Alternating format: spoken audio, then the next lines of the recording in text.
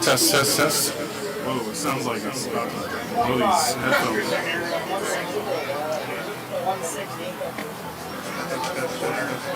Test, test. Now I can hear it.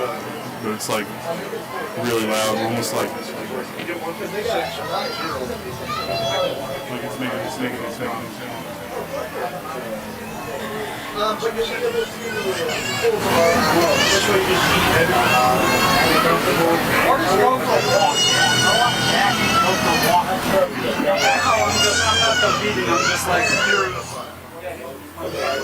Test, test, test. Sounds good.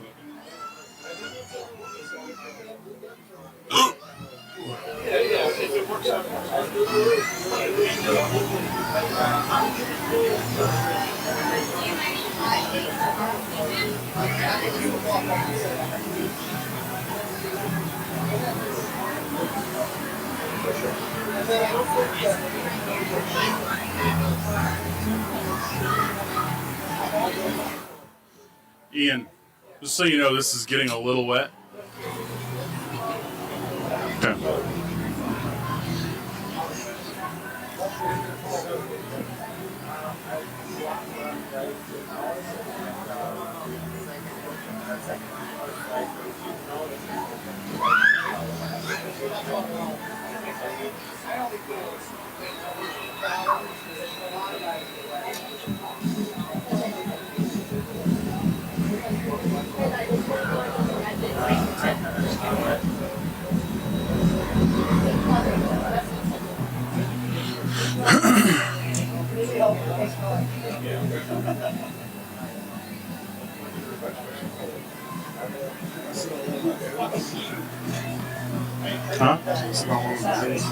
Huh? Dustin needs to be on the end. You know, it's true.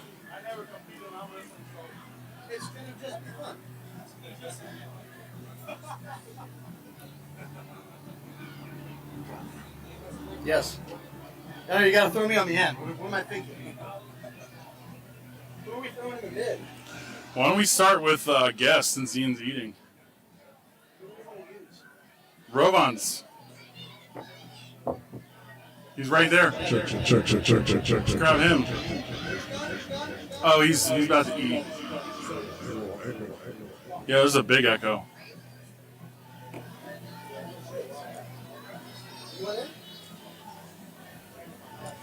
Come on. Check. Did you get Frank? Talk some here. Yeah, it doesn't matter. But I'm still getting a big echo.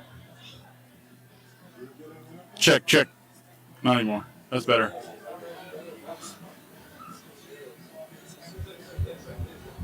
Did you turn this one off? Whoa. Do you have any of the contacts? Now we should be okay. Yeah, there's some cool ones in there. You can fuck with the voices. Yes, it was. Hey, whoa. Are we live? Yeah. Nice. Yeah. Cool guy. What up, gangsters? Cool guy. What's up, man? Woo. I'm starting to get strong again. That's good. Yeah, I feel good. Yo, this is the best cut I've ever had by far. Really? Put Yeah, your headphones on and tell us about it. This time I did not. Put your headphones on. Oh, my bad. And then tell us about it. Wrong headphones. Oh, yeah. Damn, those ones feel good. Yeah, it's because they have the little foam versus the fake leather. You guys sound great. Oh, yeah, baby. What up, gangsters? Oh, yeah. So this is the first time I didn't get really big Take a seat, Frank. and then cut weight. Franklin. Put your headphones on. We got Frank Callahan joining us. That's Frankie C, Yeah. for those who don't know. Welcome, Frank. Frank the Tank. He is one of the originators, what would you say, of the air system? Founder. Developer, the Creator. founder, creator. Yeah, all those things are true. All those things are true. That's great. Dustin was just telling us how this was the easiest weight cut he's ever made. by a long ball. So what did you start at? So this time I was about 207 probably on Tuesday. And what did you just weigh in at? I weighed in at 197. Yep. Nice. Good. Yeah, and then I'm not super dehydrated. Yeah. I did a typical sauna session for me times 2. So I typically do 1. This time I just did an extra 1, and I was good to go. Very good. Very good. That's Yeah. awesome. I even drank some water this morning. Had a protein shake. I had 7 eggs and a half pound of sausage. Attaboy. Yeah. Eating like a big man. 7 eggs? Yeah. Probably 6 eggs. Probably. I don't remember. I was cracking eggs and did a half pound of sausage. Yeah. Okay. Yeah. But it was wonderful. What about you, Frank? Did you have to cut? Not really. I mean, I walk around 227 and I just didn't eat or drink anything for the last 18 hours, and I walked in at 219. Am I crazy, or should Frank be 198? No, absolutely. Fuck yeah, you should be 198. It's not just me. Him and I just had this talk. All right, Yeah, cool. we actually have this talk Yeah. regularly. Regularly. Yeah. Every time we see each other. Every time we pull, every time we practice, every Did you time just we hate work out. cutting, or what? Oh, I would never cut to 198. That'd be crazy. Why? But I should walk around and be healthy and lean at like I don't mean water 208. cut. 208, I mean 210. lose weight. Oh, so those are different. Yeah, Cutting and losing weight are I different. didn't say water cut. You said cut. Why don't That's I cut? right, yeah. That's yeah. what I mean. Yeah. Cutting and weight loss are different. Yeah. He would need to Right. get on a weight I'm loss talking regime. about weight loss, Yeah, not there you water go. cutting. That's the best way to do it. Yeah. Yeah, just get it comfortable. Right. Yeah. Because I mean, I'm then- real comfortable right now. Let me tell You you. look pretty comfortable. Oh, I am. He was like, "Oh, Trey, you're not pulling." He's like, "Fuck, I thought that, I'd at least have somebody to compete." Yeah, I mean, as it is, and as I think everybody knows, the 220s at Texas State every year are just, they're all national contenders. Right. I think everyone's ranked in the nation. Right, yeah. You know, It's the meanest division now in Texas. yeah, for sure. And then just the way it happens to fall, if you're just not a national contender, these people don't show up. Yeah. So I have the competition in me. I'm like, well, I want to go pull, the good guys. Right. And like, who's in my class? They're like, well, it's going to be Ryan Carter, Anthony Lowe, Ronnie Morales, and you know, just the usual suspects. Well, okay, no problem. Yeah. No problem. Yeah. Nothing but nothing but problems. Yeah, actually, yeah. I'm just like, all right, well, it's going to be an experience. That's right. So after seeing Ronnie today, He's massive. bro. This is as big as he told He's the me. biggest. Ronnie He said- Morales? Yeah, Oh, he yeah. said he Yeah. for Wyoming, he was like, on a weight cut to make weight. He walks around like around 210, 209. Right now Around he's 219. 219, yeah. And he said he, bulked up. Like he ate food, he's comfortable, he didn't, Yeah, he did an IV 2 days ago. So he weighed in today at 219? Yeah. he's full. Yeah, he's full. That's not it. Yeah, he's full, yeah. Damn, so is this the first time Ronnie's pulled 220 at a state championship? Stay at States. Maybe at States. Did Yeah. he not pull that? Would Let's he pull find out. 98 He last didn't. He year? didn't go last year. I'm just Okay. gonna say that this is bullshit. What's wrong? I come to open and now Ronnie's Caleb, coming in your Ronnie, and Oh, yeah. Michael Bedwell. Michael Bedwell, God, There you go. And then Caleb. no, the other one, Cody Hager. Cody Hager. Yeah. I'm like, oh, that's way 220. Well, I don't know. You should want that one. I would. I would I'm see just that one. saying, like, I was like, Ryan Carter. All right, I can set my eyes on that. And it's That's like, still where the eyes work on should be that, set. work on that. Now it's like, well, now I have to, holy shit, You're waiting. rank?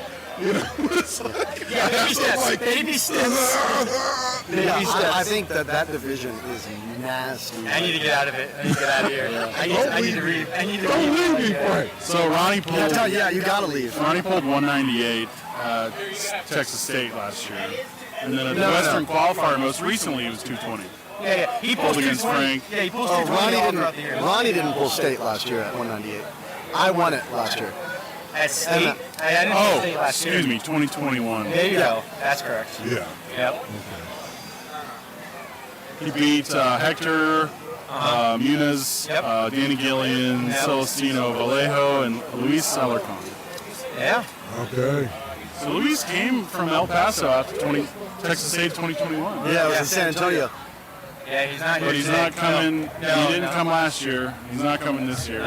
I actually reached out to him. He just had some work. That he A lot had to- closer this year. Yeah. I mean, it's still 8.5 hours from El Paso to Cedar Park. Oh yeah. I did it to buy a car earlier this year. And I was like, this is a ride. Right.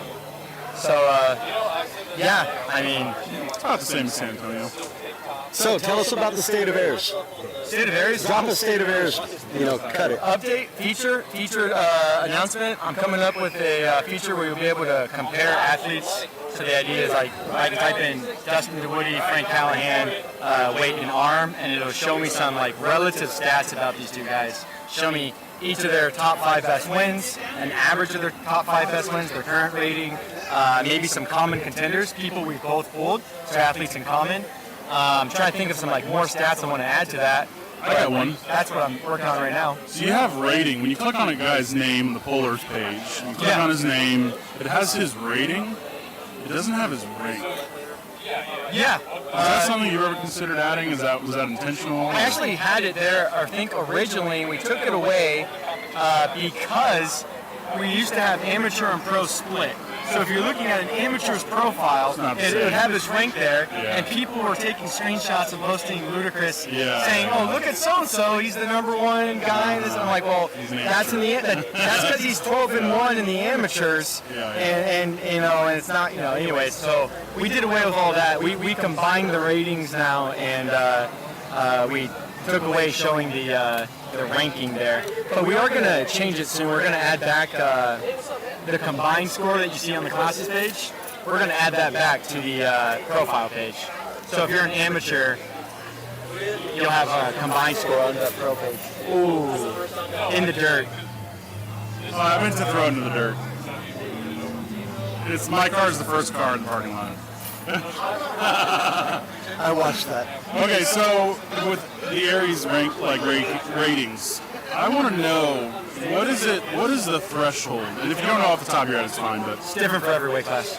the threshold of going from amateur to open, Yeah, is different for every weight class. Why wouldn't it be? Interesting. Based on the amount of competition. would it in that be? weight Yeah, class. exactly. Yeah, that makes sense. Yeah, because what do you define a amateur, novice, semi-pro, pro? The What only- class you pull in? Right. It's like right now, it's literally just whatever you show up and you pull in. But like, I can go 0-2 in the pros for like 6 years. Does that mean I'm a pro? No, it just means you pull in the pro class. Right, but doesn't mean I'm a pro. No, but you should still be ranked as a pro. What? You pulled in the pro class. Why wouldn't you? You pulled in the pro class. Because we're in a silly sport that you don't earn your way there. So as I What was do you saying, mean? You just end up on the bottom of the ratings. It's not a big deal. That's the way it is now. but it would be so much cooler if you had to earn a card. So are you saying like that in if I've bodybuilding, never... I have to go win you a saying- certain amount of shows to get a pro card. Then it means something to me. That's Someone completely that different. sucks can be That's like, completely different. oh, I'm a pro arm wrestler. Oh, that's really cool. and all that means is you show up. to Yeah, the yeah, pro and get event. 0 wins. Yeah, So if somebody never pulls amateur, yeah. and they go to their first tournament and they pull open, Uh-huh. then Aries has to put them as open. Yeah, we do. Are they not considered open? So eventually what would happen, if you go 0-12 in the open, Yeah. your score will eventually start to fall below the guys who are doing well in the amateur class. Right. And that's with an amateur modifier. If that happens, But there is no amateur class on Aries Arm anymore. well, there's not a rating for it. Right, exactly. But there is a combined rating. But not, as far as you can see in the ratings. No, on the It's not classes there. you can. Oliver, did you slim it up? No, if I'm looking at the class Nice. and I start to go down the list, it doesn't tell me Oh, when there, it yeah, switches over right, from pro to am. right. No. So it makes no difference. If the guy's pulling open, you got to track his win percentage as open. Yeah, we do. I'm not really sure at what you're asking. Well, what I'm asking is if you're not an amateur puller, or if you are an amateur puller, you're not an open puller, but you're starting to pull open. The point in which you become your rating changes from 1,300 as your starting point to 1,500 as your starting point. Is different for every weight class. So some weight classes it might be 50% amateur matches, 50% pro matches, and then then your rating starts at 1,500, and you drop all those amateur matches. Right. Yeah. We have From the we calculation. have a formula where it's like I think it's 51% of your matches are pro, or you have more than 12 pro matches. That's like a clause just in case someone has like 60 amateur matches. We don't want to hold on to that forever. Then we drop the amateur modifier. And that's what is different for every class? No, that's the same. Okay, that's what I was asking. Okay, what's different for every class, if you want me to give you a rating, hey, in the 198 right-hand division, at what point can I say these are the pros? Is it 1510, 1550? That's what he's 15? asking for That's what it sure. sounded That's like. not what I was asking. Oh, that's not what you're See, it's confusing, right? Because that's Yeah. what it sounded like. My bad. I'm not asking this question. No, very well. that's okay. But if That's you, what I thought you meant too. yeah. Yeah. That's it's I okay. didn't pose that question very well. Yeah, what I meant had, was, what I want to know is when do I become a pro? like as I just got my answer though. You gave me my answer. 51% or 12. like 12 right. matches. Yeah. That's, so That's yeah, when that's what I want. you'll drop the amateur modifier. But I would Right, not say that exactly. makes you a pro. Because if you're Yeah, 0 I, and 12 in the pro, Well, then you need to define these labels. Well, maybe it makes Aries it isn't open. there yet. well, it's not. Maybe it's not there yet, It's yeah. what one of the big goals. So bear with me. Give us another 2 years in Aries, and everybody has And like all the data. It could only be a goal when tournaments are bracketed and seeded by number. Thank you, Dustin. That That's is the exactly key. what I was about to say. the I best think way. if you after- go to the Open and you it's- always lose, you shouldn't be in the Open. Yeah, Exactly. but if you go to an an open and you end up against other people at 1520, 1538, and Exactly. you didn't start against the 1790 Right. guy, then it makes total sense. Imagine an event where you show up and you're not pulling pro, open, amateur. Everyone's You, seeded. you just show up and it's like we pull up your score and we go, oh, you're a 1510. What we're going to do by this event is we're going to break into 3 classes. We're going to take the top 33%, middle 33%, bottom 33%. That's 3 classes. And, we'll, judgment call, promoter, make the classes have more room. But the goal there is we'll seed those brackets and you'll be pulling against like pullers. Yeah. And if you do well in your middle class and you level up, the next event you show up to, you meet the threshold for the tier 1, we'll call it. So that's exactly what's happening in Colorado State this year. Yes. Billy just told me there's a guy showing up to pull 198 that has wins on AJ. Can you put that mic a little closer to your AJ, AJ Henson. That's what Billy just told me. he's coming to Texas State. Is he here? Is he already weighed in? That's what I asked Billy. He said no. Okay. I mean, who? Yeah, because there's only a few of you. Yeah. Maybe this is when AJ first started 7 years ago. Or something. Yeah. I'm sure we could just look at AJ's last 6 losses and Shit, if I won against AJ 6 years ago, I'd still be talking about it. Of course. I hope people talk about me like that I one day. think that's the best thing about these kind of solo sports is like when guys get super good in a sport that you have to grind to get better at, and then they're like, I beat that motherfucker's ass 10 years ago. That It's like, aged well, well. he didn't even have an arm. He was armless. Well, they do that with fighters too, right? Yes. UFC and everything. People do jiu-jitsu. Yes. People are like, I beat Trey when he was a blue belt. Right, They're right, like, right. blue, so 2013? Yeah. And it's like, okay, I mean, that's impressive because Trey has become an amazing athlete. Right, but settle down. Yeah, Yeah, it's very interesting. Yeah, we do the same thing I think all sports do that, right? That's fine. They're like powerlifting, right? They probably do the same thing. It's interesting I because beat him at like this meet, or I did. My cumulative score was higher than his for the last 2 years. What was the score? I don't remember. I lifted the weights though. I just lifted the weights. yeah, powerlifting's a weird one because It's so numbered, right? yeah, like if I show up and I see Dustin's here, I'm not thinking, today might be my day, we're close. It's like, I know exactly what he did at his last meet. I know what I did. I know what I'm doing right now. I can only assume he's X% stronger. Right. I know I'm not going to pull 650 on my deadlift. Right. That's the lift that he beats me in. It's like running track. Right. They're like, oh, we're going to run against this team. I'm like, well, their times. Yeah. How close? Oh, we're not that close. I'm like, so why do you think it's going to be close today? That's what makes this sport so fucking good. This is like if you're just within plus or 5% of somebody, which It could be crazier Or than forget that. strength level. Forget strength level. I mean, styles make matches. And you get a new trick up your sleeve. or the draw. The draw. Yeah, Right. I was just telling someone on the way here. I'm going to John Brazine Cup again this year. Last year I got second place right-handed 242 open. I just showed up and pulled. I didn't make weight because I traveled and everything. I lost to Jordan Silk twice, or 3 times. It's triple elimination. But if I look at the guys who got 3rd, 4th, who should have probably gotten 2nd and 3rd, they're definitely like undeniably stronger and been in the sport longer than me. But the way the brackets fell, they put one guy was pressing, one guy was catching on his pronator. Yeah. They burned each other out twice before they got to me. Yep.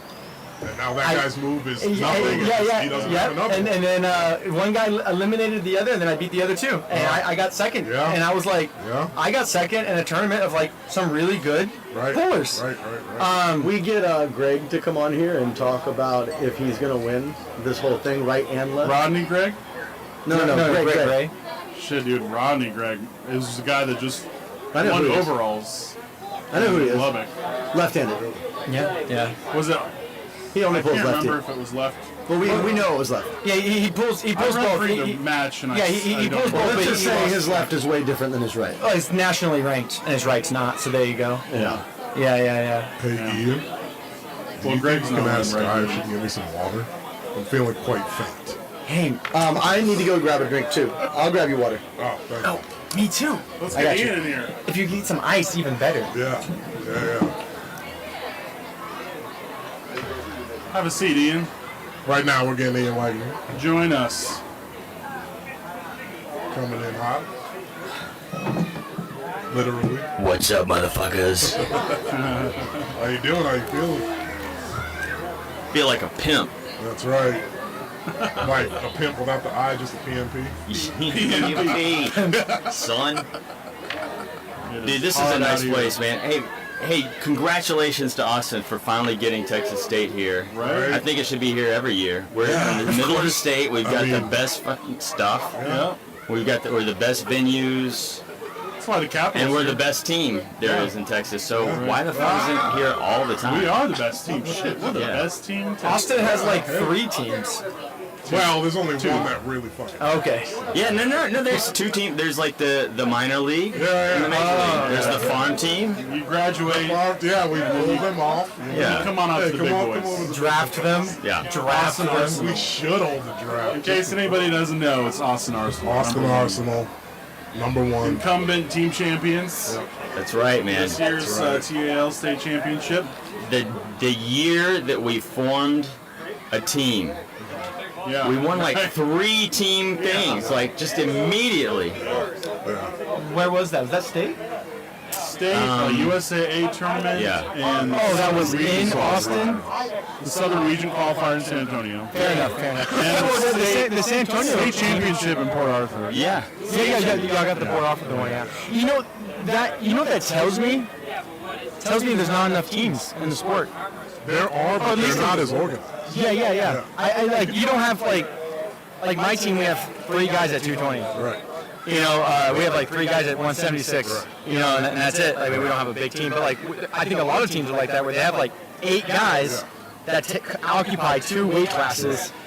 And it's like, well, should so-and-so be pulling amateur even though he's not as good as the other guy? And you end up with that sort of stuff. Yeah. Our team's not that bad. We're a little bit more You're deep. spread out, more balanced. You're deep. Yeah, y'all have like all weight classes. We only have 2 supers right now. Yeah. 3 supers. 3 supers, me, Jake, and Corey. Yeah. And that's it. Yeah. But we also do like recruitment drives. You know, when the Fit Fest comes, when Right. any of the bodybuilding competitions come, we go there and do, you know, exhibition matches and show people arm wrestling. And I think we are in an area where people are interested. There's just so many different types of people here. Oh, yeah. Whereas you go farther away from Central Texas, it's kind of like, It's super dispersed. Yeah, you live in the middle of nowhere, dude. Of course you don't have anybody on your team. I mean, yeah, we work out, like, Robert and I train at the gym, like, with an arm wrestling table, or we did for, like, 6 months, and we get the looks all the time, you know, guys looking at us, and we're like, oh, hey, come over, and they're like, and I'm like, all right, or they come over like, oh, big, huge dude, like clearly, like, lifetime powerlifters, or bodybuilders, and I'm like, hey, man, you're probably really good, you know, they're like, oh, no, I break my arms, I was like, bro, that's what everybody's. I was like, no, man, like, I mean, they're not. Hey, can we take a moment and look over at Bo? shit, Look at this guy. are you okay? He doesn't look good. He does not look good. He looks like he just got off that 40-day fast right now. Damn, son, you look like a malnutrition rooster or something. I don't know what you look like. I dropped a few LBs. I had it in 240 a few weeks ago. You look like a Halloween decoration. Bro looks like he just got off Noah's Ark. What the hell? That's not the guy I pulled like last year, right? You better go get some of Ernie's IVs right now, dude. He's like, I'm trying to hold it together here, guys. Stop talking to me. Using up all my energy. No, it's awesome. Yeah, I think the team thing is important, and I think that will bring arm wrestling into more spotlight. Oh yeah. The bigger teams get, because then it creates rivalries, and then more people are like, oh shit, Absolutely. I'll join that team. Like that team's in my area, and I think the biggest thing, like you said, the guys at the gym, the bodybuilders, there's still a huge stigma about breaking arms. And for some reason, everybody is terrified of breaking their arms, but everybody does all these other sports that you can, like, seriously. You know what I think it is, man? I think those people in the gyms, there's so many people, because you're right. I mean, there's so many people that do not want to, like, participate. Even though they're strength sport guys, you know, they want to be out there, they want to look big and, you know, want to be strong. But when it comes to arm wrestling, there's, like, this stigma in their mind of, like, showing off in the lunchroom and like getting their, you know, people getting their ass beat. Like I think they do this mental calculation where they're just like, I can't go over there and get beat. Right. I think there are a lot of people that are scared of being beat. That's exactly. They're afraid to lose, and they don't want to do anything that they're going to lose, you know, too. Yeah, I experienced that even with when I was doing jiu-jitsu. Just gym guys, I was like, hey, you want to ever roll around, you know? They're like, oh, no. I'm like, bro, like, we don't have to, like, go full speed or try to kill each other. Just show each other a move or something. They're like, oh, no. Right. And I'm just kind of like, Yeah, it is the fear of losing, or the fear of not realizing that you don't have the control. You know, like, it's a big thing. And you, like, just, like, equate arm wrestling and jiu-jitsu so much. oh, yeah. It's funny because you mentioned the whole team thing, team rivalries. I don't know if you've ever experienced that in, like, your gym promotions, but, like, if you go and train at another gym, the first words out of their mouth are like, who do you train with? Who do you train under? I do it. I'm like, oh, who do you train with? Yeah. And then it's like, some people have like, oh, you train with so-and-so. Yes. They're like, yeah. oh, and Mike, this guy trains with so-and-so. They're like, oh, yeah? Hey, Mike wants to roll with you. Yeah. And you're like, whoa, I didn't ask for this. Yeah, I love it. I mean, it's all in good fun, but I feel it when I come train with the Austin guys. Like, oh, hey guys, Frank's coming. All of a sudden, the practice is a little bit bigger than it would have been. All of a sudden, more people are here. All of a sudden, there's a line of people who are like, you know, and I'm just like Dustin's like first one. He takes his shirt off, sunglasses. He's like, you ready? I'm like, bro, it's just practice. He's like, yeah, it's just practice. I'm like, why are they all with their phones out? What's going on right now? Like, why is Ian like salivating? Yeah, I'm like, they're like, oh, don't worry about any of that. Don't let that distract you. Yeah. You know, and I get it. Like, it's just a part of that. Oh, guy from San Angelo, or, you know, a guy we know. Happens in jiu-jitsu. I imagine it happens in boxing gyms and all sorts of MMA. It is. Well, it is like open mats, right? Like you go to an open mat. Yeah. For me, it's awesome because I've gone to so many different gyms that I'm like, it doesn't matter to me, and I know I can hold my own. Sure. But other guys come in, and I see, like, they come in the door, and then they start talking to people. And there's some gyms where you know, like, the levels, like, just by talking to people. Hey, man, what's going on? Oh, you want to roll? Yeah, no problem. Let's go. Like, that's when you know it's like. I've experienced both sides. I've experienced both sides of the, like, they're trying to, like, defend their turf. Yes. And the more welcoming, like, you know, like, they told me afterwards, they're like, oh, hey, man, people, because I told them, like, I'm new to, like, going to a gym. I was a high school wrestler. I did lots of high school wrestling. First time ever at an MMA gym, I just showed up and said, hey, do y'all have wrestling here? And they're like, no, we do Brazilian Jiu-Jitsu. And I was like, okay, I'm a wrestler. I could try Jiu-Jitsu. And I don't know what the deal was, but they took that as a, like, oh, we got ourselves a wrestler. Yes. And, like, they put me against their biggest guy. Yes, every time. They put us in the ring, not on the mat, in the ring, and, like, they turned on the clock, and we went for 6 minutes. Yes. And I just was like, doing my thing, wrestling, didn't know how to do submissions, but I was wrestling, and afterwards, you know, we're cool because you always, you know, you build a lot of camaraderie once you just beat the heck out of each other. Right. And then, you know, as I regularly went to that gym over the next several months, they told me, they're like, oh yeah, dude, like, people show up all the time and they'll say that they have 1 year experience, but really they're high-level blue belts or they're brown belts, and they just want to beat up on, you know, people. And I was like, oh, that wasn't me. They're like, yeah, well, we don't know, so... You know? Also, I'm guessing, like, Frank characterized it as he was like, oh, I just wrestled, but probably in reality he was like, I'm a wrestler. Yeah. Not even close. Yeah. I told them, I said, If we had video of it, I'm sure that's serious. I was... It's different though. It's different because jiu-jitsu guys are lazy. Wrestlers are not. Yeah, they have a lot of respect for wrestlers. Yes, they do. They do because they know our work ethic is super high. We just keep going. Right. Even if we're losing, we don't stop. Jiu-jitsu is just wrestling on your back. on your back. And you're like, and we're just like passing off. I liked it. I won my first 2 jiu-jitsu competitions, pulling the beginner white belt section, but just with wrestling experience. And then I went to what's the big event in Dallas? Naga. Yes. I went and did Naga. I went 2-2 in the blue belt division. Okay, very good. And that was the last time I ever rolled. Very good. Yeah. Oh, that's awesome. And it's what you're saying is Did we talk about all the interesting stuff before I got here? Is that why we're just talking about wrestling? I find wrestling and jiu-jitsu wildly interesting. Yeah, he's just mad because he goes to open mats and gets raped. Oh, yeah, did you? Did you try it? I've been to a couple of open mats, and it is, it's not fun for anybody. Have you gotten beaten up by a girl yet? No, not quite. Oh, there's some out there. There's some out there.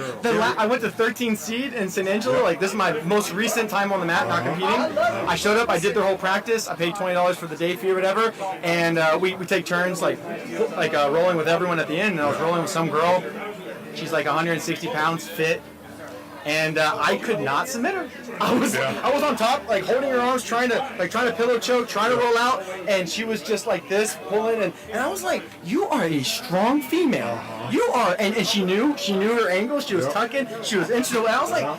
And like it was frustrating because like I should be able to just grab your hands and beat you with them, but I can't. You know, she was good. And they told me afterwards, like, "Hey, what'd you think of Kyla?" I was like, "She's strong." They're like, "She's really strong." I was like, "Yeah." Like I was kind of impressed. Anyways, you don't always have that happen. You don't always have that happen, but you will. Like, find. Like, maybe they'll get you one. They'll get you maybe one. Ronnie and Caleb. Bring him over. Can we get you to jump on the podcast? Anyway, we have. For like just 2 minutes. We got some heavy hitters. Yeah, I was gonna say some heavy hitters pulling in. Yeah. Caleb Bricks and his We dad. got a father and son duo. We got Ronnie Morales over there. Ronnie's saying no. Ronnie doesn't want to. Ronnie does not want to sit in Caleb, front you of the make camera. 220? We find this with it. Yeah. What about your dad? Arm wrestling is Open? man, it's such a cool sport. But there's a lot of sullen. This class is getting A lot huge. of different personalities. Yeah. There's a lot of guys that are just very keep to themselves. There is nothing that binds us together other than the arm wrestling. Like, That's it. there's no Everybody is commonality. so- Oh, that's hilarious. Here. I tell people that all the time. Yeah. Like they'll be like certain groups, you know, will reach out to me like, oh, you know, so and so's hosting a, I don't know, like some party, and they're gonna have some arm wrestlers there. And I'm like, oh, I'll think about it. And then they're like, you don't seem like you care. And I was like, I would never even hang out with so and so if it wasn't for arm wrestling. Like, there's so many people in the community. Like, outside of arm wrestling, we have absolutely nothing in common. Like, not even close. But. Agree. But it's just how it is. But it's so cool to go to like Washington State. Yeah. I'm wearing a Texas shirt, so I have a target on my back. Right.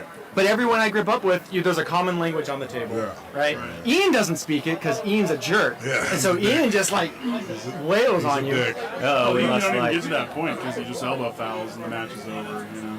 I wish. Depends on who's reffing. Listen, if there's anybody actually watching this and you arm wrestle and you play D&D, this is your friend right here. I've actually never played D&D. Hey, I listened to one of your other podcasts, and I actually want to talk to some people about creating Ian's Flying Elbows TikTok. Yeah. I think it would be. It would. No, I thought about it, and I was like, I bet you right now I could get like 5 or 6 videos of it. Yeah. Like, you'd only need one event, and you'd get like 5. Yeah. Like, oh yeah. Yeah, easily. Easily. He belongs in Louisiana. The Louisiana Hop. He Oh yeah. belongs in Louisiana. Louisiana Hop ain't got nothing on me. No, they don't, because yours is a mile away. I don't know. I don't know how certain. That's a good idea. I'm gonna go home tonight and make that video right now. You should. It's honestly lots of views. You probably get monetized in a week or two. TikTok famous. Yeah, that algorithm will be hot for. Look how many times this guy elbow fouled. And he's using his body weight. Yeah. He's not allowed to do that. Ridiculous. Oh yeah, I don't even argue with those people. I don't know. Y'all know Matt Craig? You know. Yeah. We DM regularly about like his shenanigans of just like going super deep into like defending arm wrestling with like guys who are like the arm wrestling whisperers like that guy's cheating, he's using his body weight, he's starting with his wristband, or all these things, and there's no way that guy really weighs 170, stuff like that. All right, so I'm confused on using the body weight. What does this Matt mean? Craig says that? No. He defends people who say that. Or he defends people who are saying that. He defends arm wrestling. These are non-arm wrestling. He will argue with anybody. Yeah. So people on there like, oh, they're cheating, and then Matt Craig goes, I am a head ref under this affiliation. I've been arm wrestling for 20 years. I've won this many national championships, and I can tell you that they are arm wrestling completely safe. And if you were to arm wrestle, you would break your arm because you probably think you're doing it like a cap. And like he messages, and I'll message him, Matt, what are you doing? Stop it. He's like, no, they need to be told. I'm just No. His antics on Facebook have convinced me he's somewhere on the spectrum. He's like, he's like Rain Man with like arguing with people on Facebook about arm wrestling. I just reach out to him and I go, definitely foul, definitely, but not body weight. I should see that. Like you can just see him. He's like, he can't help it. I think he just needs something to do sometimes. And I think as far as the extreme personalities go in the sport, Matt Craig's fine. He's fine. He's a little puppy dog. He's fine. Why don't we ask Greg what he thinks? Fat Greg? Where's Greg? Where's Greg? Greg! There's Greg. Come here. I want to give up my spot to Caleb. Do it. We have a great question for you. Oh, we'll go tap him in if you want. Yeah. Mr. Caleb Ricks. Cody, get Cody over here. His big old head. Oh, yeah. You have to like... Yeah, he's got a big old head. So what do you think? You gonna take it this year or what? How long has it been since you've been to a state championship? TAL. Cody, come on, Cody. Yeah. I went the year before. I won at both ends. Last year, I pulled injured, and I took second, third. It was kind of rough, but I didn't want to miss it. I mean, I knew I wasn't 100%. And I just kind of like, you know what? Fuck it. I just want to have fun. If I don't do well, fuck it. I mean, if I don't do well, it's fine. Yeah. But man, looking back, no. Last year I pulled injured. That's something we say all out. I mean, I look at guys like Artem who pull like week after week after week, and they're like, well, I'm not 100%, but I'll pull anyway. And I'm like, I'll do that. Just keep pulling. Nah, because then after I got beat, I'm like, all the guys that beat, I tried to just keep my mouth shut. I didn't want to take away their thunder, They're like, oh yeah, I beat Greg, well, it's like, I'm back here, and I'm like, yeah, we did. I was only 70%, but hey, you showed up and competed. So. I didn't want to say, because here's sign up for that. Like, my ego thought I could still maybe pull it out, So was it third place left-handed? Second, right? Yeah, third. Who beat you right-handed? Jason Tarver. He beat me, then I beat him, and then he beat me. But what do you got for him this year? Are you 100%? I feel like I am, yeah. Yeah, he exposed a weakness of mine. So, I mean, again, I was injured, but he got to win. Well, let's not give it away. I mean, he did, because he exposed a weakness of mine that I've been working on over the last year. You guys know. You guys know about it. So this year, the guys are going to be like, what the fuck is that? Yeah. Well, so at the Western qualifier, it's been kind of a big deal, but he was beat by Heath Christie twice. Yeah. Jason Tarver lost to him. And so a lot of people consider that to be a fluke. Obviously, he didn't say otherwise. That would definitely surprise me. Yeah, I didn't see that, but that would definitely surprise me. Yeah. Twice. Well, we were just talking about that with Frank, how he won Wyoming. What was that he was saying? Harvard? No, Frank. He was saying that he got Brzezinski. Remember he was telling us about that? It's like, he did? how beat up was Harvard before Christy Alton? Oh yeah, that's always a factor you got to think about. But Well, don't forget, like 2 or 3 weeks after that, Tarver challenged him, and they pulled again, and Tarver won. So, Which is what everybody expected, which is also part of the reason why everybody thinks it was a fluke, you know. yeah. I want to know, like, what your thoughts are on them. Like, how do you feel like you're doing against Tarver this year? Well, I don't know if he'll be here. Is he? I mean, I heard he was Who injured. shows up? I haven't talked to him. Yeah, I mean, I heard he's injured. I hope he does show up. I mean, I'm going to crush everybody. I mean, I'm just calling it. I've already started making excuses before weigh-ins were done. So Yeah. I'll just be happy not to get hurt. What did you weigh in at? Well, I weighed in at about 217. Normally I walk around at about 228 now.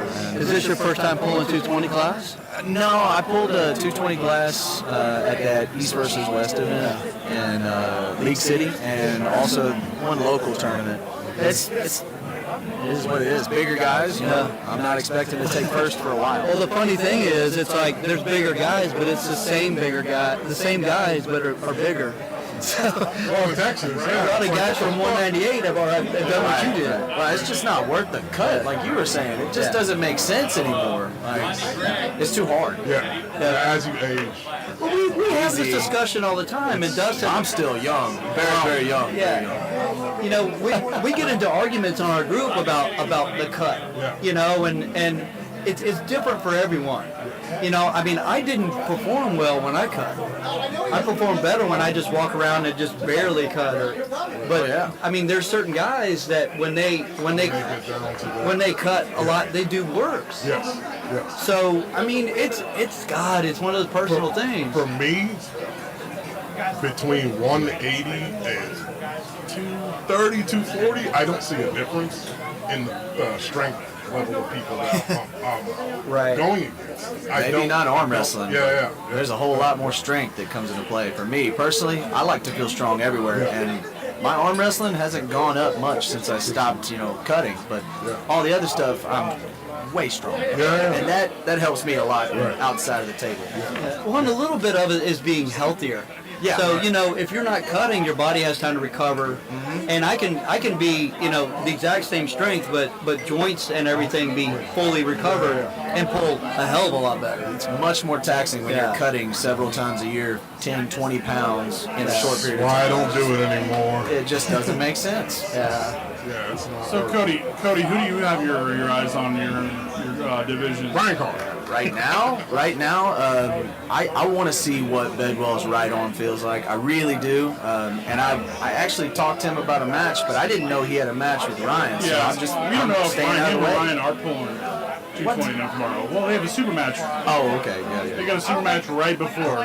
Yeah, I thought they'd pull the tournament then. I thought they were. I mean, sure, maybe they will. But I mean, if not they're fresh. scared, that's fine. That's You totally get a fine. pin on Ryan. You know something I don't Super know. match. I'm telling not everybody. legitimate. I'm telling everybody. I'm not telling them about the super match either. I'll be right behind you. Like he wasn't fresh. Yeah. Dude, he was It fresh. doesn't count. He was fresh when he put his elbow on the table. That was a mistake. Man, I don't Look, know. there's a reason why it's him and Bedwell. Let's Yeah. just say that. Oh yeah. Yeah, I don't know about having a super match at an event like this. I mean, I would much rather win the event myself. Well, look, This is a big one. though. When Yeah, it's state. For number 1 and number 2 in the state, They're going to what's the see point each of other in holding the tournament, but they're going to see each other in the What's the point? to win the tournament and win the $500. Yeah, there's What if they have cash money on it already? What if they have their own money on it? I guess. I don't know. I guess it depends on what you hold higher, winning in a tournament through adversity or through a super match. Where it's I'm just happy you. when I spank everybody I'd rather versus be one number guy. one in the You know what I mean? Me too. Then I like number one going in through the brackets and being like boom, boom, boom, boom, boom, Yeah. boom. Yeah. You know, That's how I feel. But you already did that, though. Whereas Ryan Carter already did that to get to number 1. That's what I'm saying. I'd rather be number one in the state than number one in a tournament. Yeah, and it's not like Ryan can be like, I don't feel like it. You know, he's got to take the challenge. Of course, Bedwell wants to do it. I mean, this is a damn good tournament, though. I mean, this is a good one to have under your belt. I think so, too. You know, I mean, it's getting tougher every year. So, I mean, that's like Mississippi State. It's a good one. Yeah, that one I will be at next year. Hell or high water. I want to go be there. so bad. I want a little bulldog. Oh, I'm going to get one. Man, I want one so bad. I just can't pull them close. I mean, I've always wanted to go to Mississippi State, but it's always been around when I wanted to pull something else, you know. So, I mean, I was even debating on pulling this one because of Locked and Loaded in San Diego in a month. And everybody's like, a month, Greg, quit being a pussy. You know, not everybody gets it. Well. It depends on how tomorrow goes when you're going to be feeling 100% tomorrow. Yeah. It's like I'm saying, I'm going on vacation after this. As long as I don't get hurt tomorrow, I'm happy. I'll be a lot happier with first place. But hey, I appreciate y'all, man. I got to get some food and some drinks. Man. Thanks, Cody. Hey, Caleb. All right, man. Let's get Caleb Ricks over here.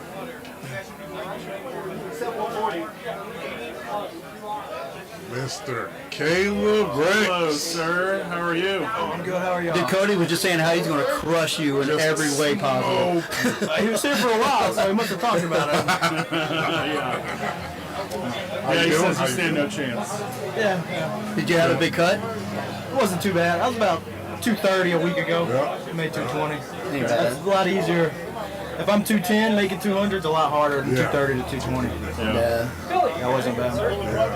How are you feeling about tomorrow? Is there anybody that you're particularly worried about, or have your sights set on? Yeah. There's a lot more guys in the 220 versus if I was pulling 198, I'd feel a lot more confident. A little different, So So who are you worried about? Ryan Carter, Michael Bidwell, and Ronnie Morales. So knowing that Ryan Carter and Michael Bedwell have a super match right before this tournament, let's assume they're going to pull the tournament. They won't be fresh.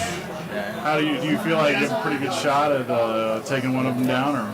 Yeah, I think I'm capable of taking any of them down. It's just I'm not super confident at the same time. Okay. Which arm are you feeling better about right now? Oh, right. My left's been out since May. Are you pulling left at all? No, I can't. Oh, okay. Have you played Ronnie Morales before? Yeah, First time First time we pulled, we had a super match. He beat me right-handed, I think 3-0. I beat him left 3-1.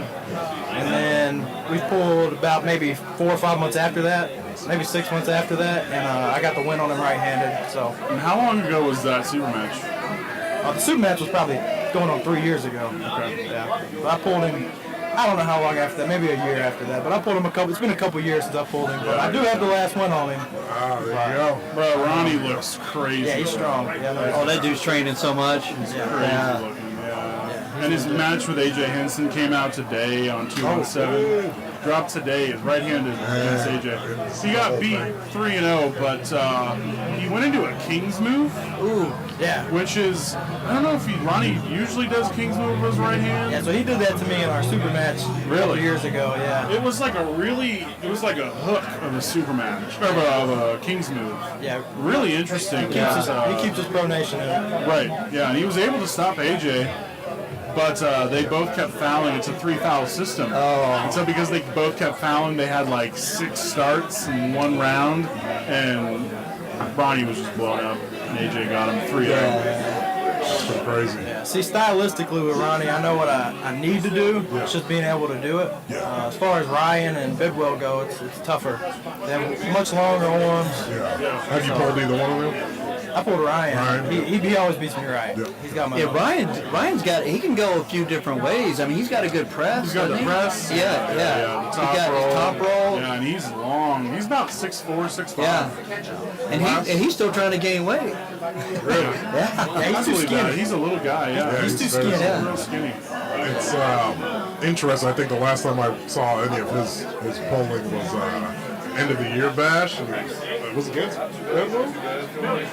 End of the year bash. Is that in San Antonio? No, wasn't he in a round robin? Yeah, with Anthony Lowe and a bunch of guys. He was in a round robin. And Ronnie was there too. Ronnie, yeah, and it looked like I think he won that. Yeah. Anthony Lowe, I think, got second place. Yeah. So his press looks like that's his move.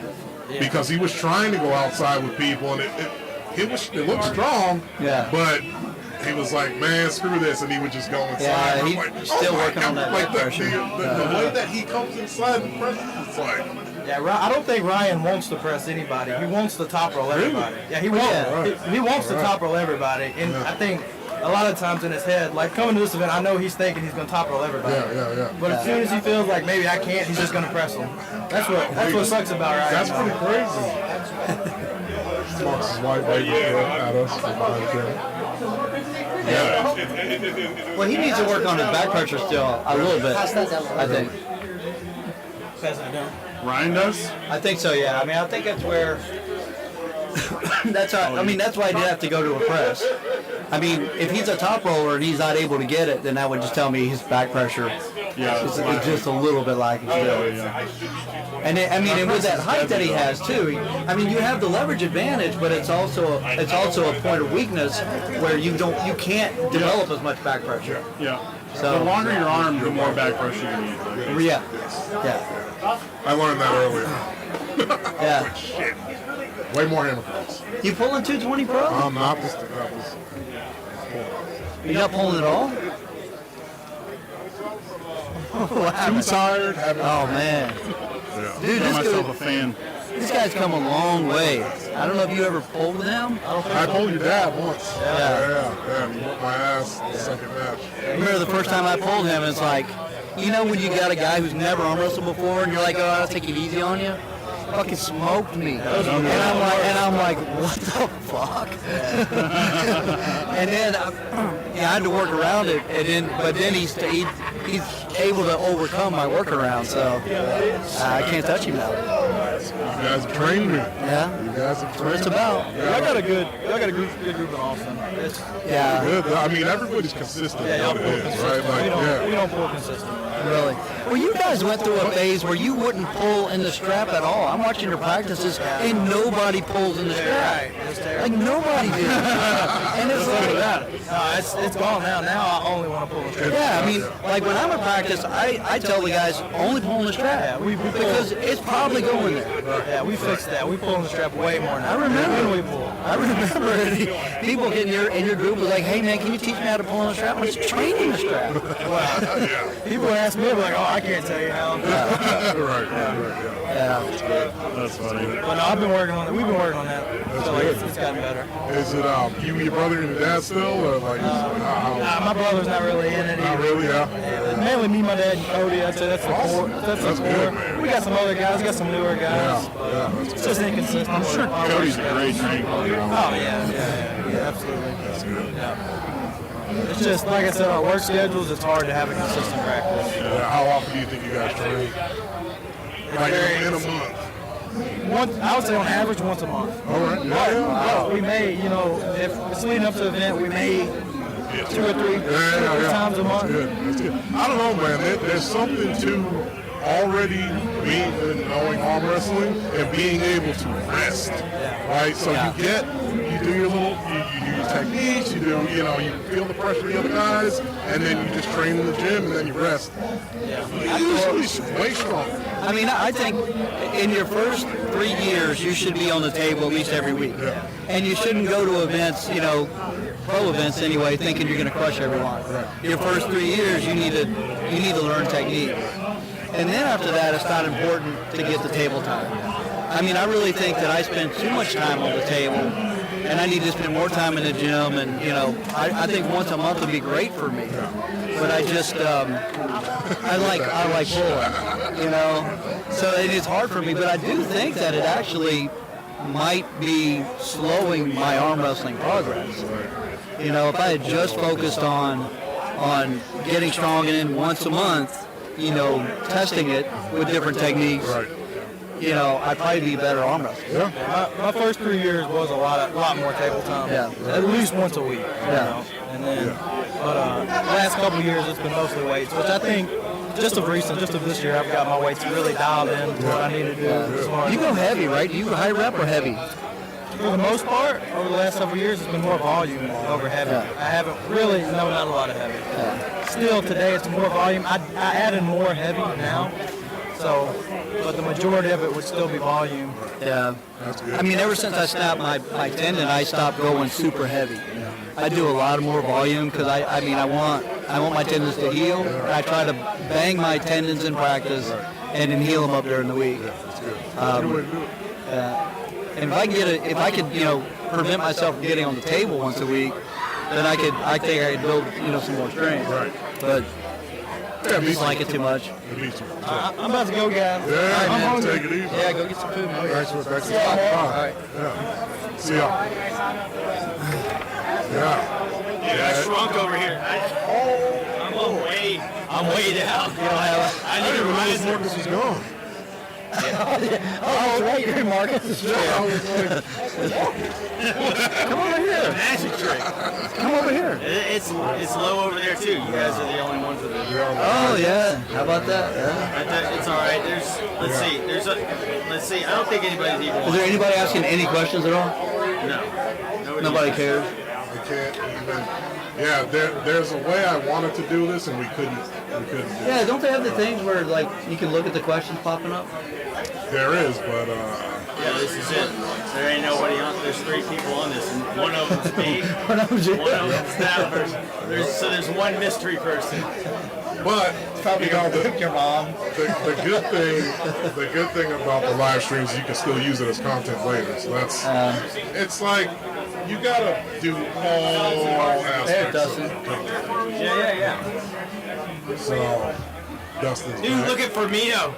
Somebody, Ian, Ian. Yeah. He's not even talking. Yeah, everybody's talking. There's so many people here we never see. Yeah, The guy running is not even watching. The producer has left the building. Producer's like, the building. Oh, we've lost our Jamie. Ian, get a shot of Firmino over there. Look at, he's in his fucking. Yo, he showed up like Conor McGregor to the weigh-ins. He looks like he looks like a waiter on the Mediterranean. Keep the button down. Fucking dead. This guy's crazy. Like if you don't fucking Conor McGregor around for a little bit, yeah. Hey, can I get another beach towel?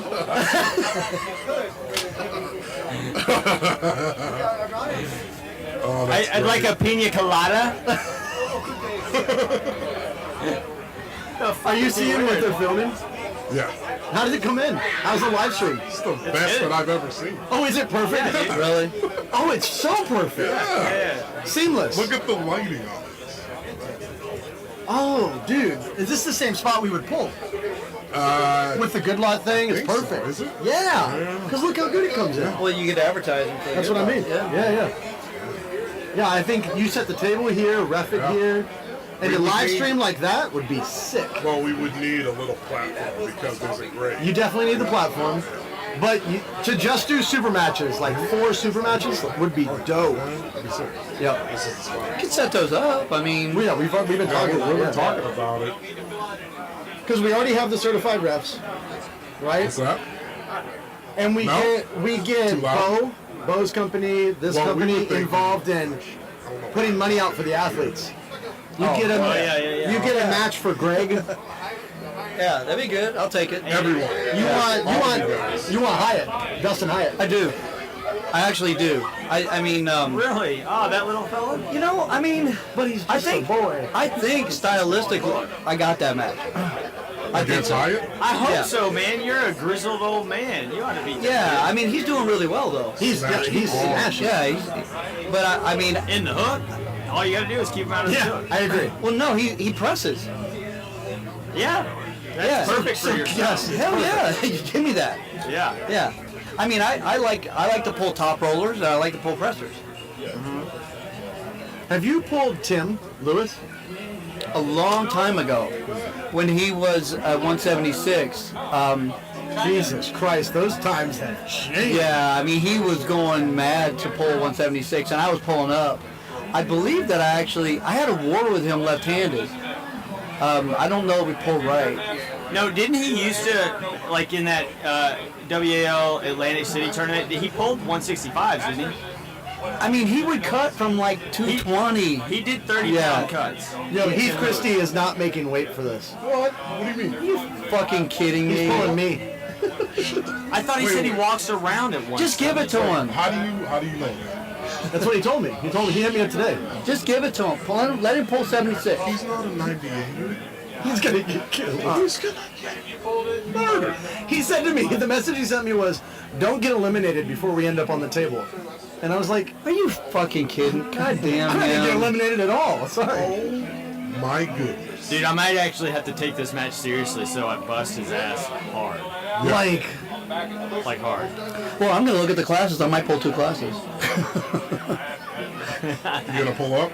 I mean, Why not? let's look at the classes. You don't have the best stamina, Grandpa. yeah, I mean, don't get crazy and fuck around and lose. Yeah. He's like, well, you. I mean, but let's look at who's in your class. Oh, I have no idea. They told me that someone real good's coming though that has wins on AJ Henson. Rock. I don't know who it is. We need to get some confirmation. Well, if he doesn't make weight today, I don't care. That's the Just give it to him. I'm fine with it. I'll weigh him in. Yeah, you can weigh him in. Yeah. He's not gonna be here till tomorrow. I think he got on the sauce or something. I don't know the deal. Ooh. Yeah. I mean, Yeah. it doesn't always help. He has a super match lined up with Ian. Are you serious? Oh, so Heath is on the sauce now. Is that what we're saying? He's on. I think he's so. on I don't some know. stuff. Yeah. How do we when know I, that? when I was in that AWU garbage ass chat, Oh, yeah. Did he he was buy talking some about- That's what testosterone? they were talking about that. Oh, yeah. I don't read it all, but I thought that's what they were doing. yeah, he was.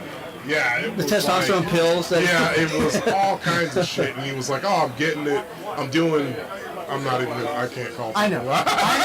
Do you know who I'm talking about? Yeah. But he's from some people that are doing things and stuff. Their own things. He's helping them. Okay, we can't talk about people all the because we don't know. Yeah, we don't know. Yeah, we don't know. I know, but I'm not gonna say. I won't say that. Yeah. But it's all talk. So apparently, he's doing some stuff because he wants to get stronger, and I'm like, Well, you're gonna why have don't to you try losing, lifting weights. Like, Yeah, you know, I mean, right why? I there. mean, the Eat thing food, here's lift weights, I don't know. what upsets me. Okay, like, okay, I'm sorry, but I'm the fucking guy at 176 in Texas, and he hasn't called me out at all Well, because why would he call you out? because he thinks he's the fucking guy. No, he doesn't really. No, well, he just lost to Taylor. I But know. did you see that match? It was pretty good. He Yeah, had but Taylor look what I first. did to Taylor. I know. That's what I'm saying. He lost to Taylor. And to Jason Tarver. And he saw what you did to Taylor, so he's not going to call you out. Like he doesn't. I think Ian is a good match for you to just put him in his place and move on. Yeah. Yeah, let him I don't know what to do. What are the rules? Like I'm not convinced my shoulder is going to be. Also, You don't have to pull anybody. I mean, you lose your rank or whatever. But No, if you're he's injured, not calling you out. TAO was. you can go on injured reserve or whatever. Oh. And Billy's TAL stuff. well, No, he did. He is calling me out. Oh, he is. Oh yeah, he's calling Oh, TAL. he did do it on there. Yeah. Dude, I'm thinking about just ending the OTAR rankings. I don't know.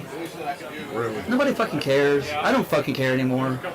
nobody even care about anything soon other than Well, Aaron. because heirs. The only And I reason think you made it Aaron's was because you had a hissy fit. no, Baby. You're the only reason it's alive. Yeah, I mean, I only did it so I could put my name up top. I love that. Yeah. I mean, but the thing is, like, it's not.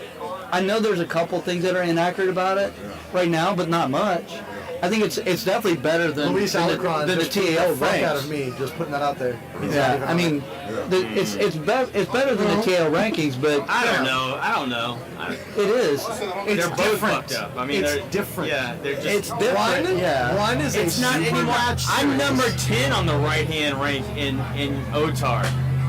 There are all kinds of people that got an easy win on me or something, or I elbow out or some bullshit. I should be at least number 6. I don't know who's five. ahead of you. With who? I'm not nationally ranked anymore in the hook. Yeah. I'm On off. either on? Well, on left I am, but I'm not on right anymore, which I'm actually good with. Yeah. You're good with your left? I mean, I'm ranked left. Like, Oh. yeah, I'm very good left. Why are you okay with not being on the... Your right is so much better. Because when I lost to He's Tarver, a baby. Your right is so much better. Yes. dude, I crush you in practice left-handed. Great. No, because I know, dude, I got second in the world left-handed when I went to Worlds. Oh, okay. Yeah, When like And Bob Brown was in my class and all kinds of people. What? Yeah, wait, what was this? What was this? Well, we went to Worlds. You got spanked at Worlds. What are you talking No, I did about? right-handed, but left-handed I took second. You didn't take second. Confirmation. Do you want me to send you a picture of my medal? It's on air. I took Just because you second. took the medal off the table and took a picture of it doesn't mean you got second place. I actually did really. I beat the Indian. I beat Big Chief, left-handed. Yeah. 176. He's a little chief. Yeah, well, that was at 190. Actually. Hey, and by the way, that was second in Worlds for Grandmasters. Yes, but we had a bad. Let's. But it was a let's be tough sure, class. Let's keep set the record. Yeah, no, but it's still. But I didn't place right. Say that when you get all indignant and you're like, I was second in Worlds. No, but we're talking about. By the way, my right versus my left. For the uninitiated, there's Masters, and that's the old people. Then Grandmasters is way fucking older than them. And that's what he's talking about. He got second in.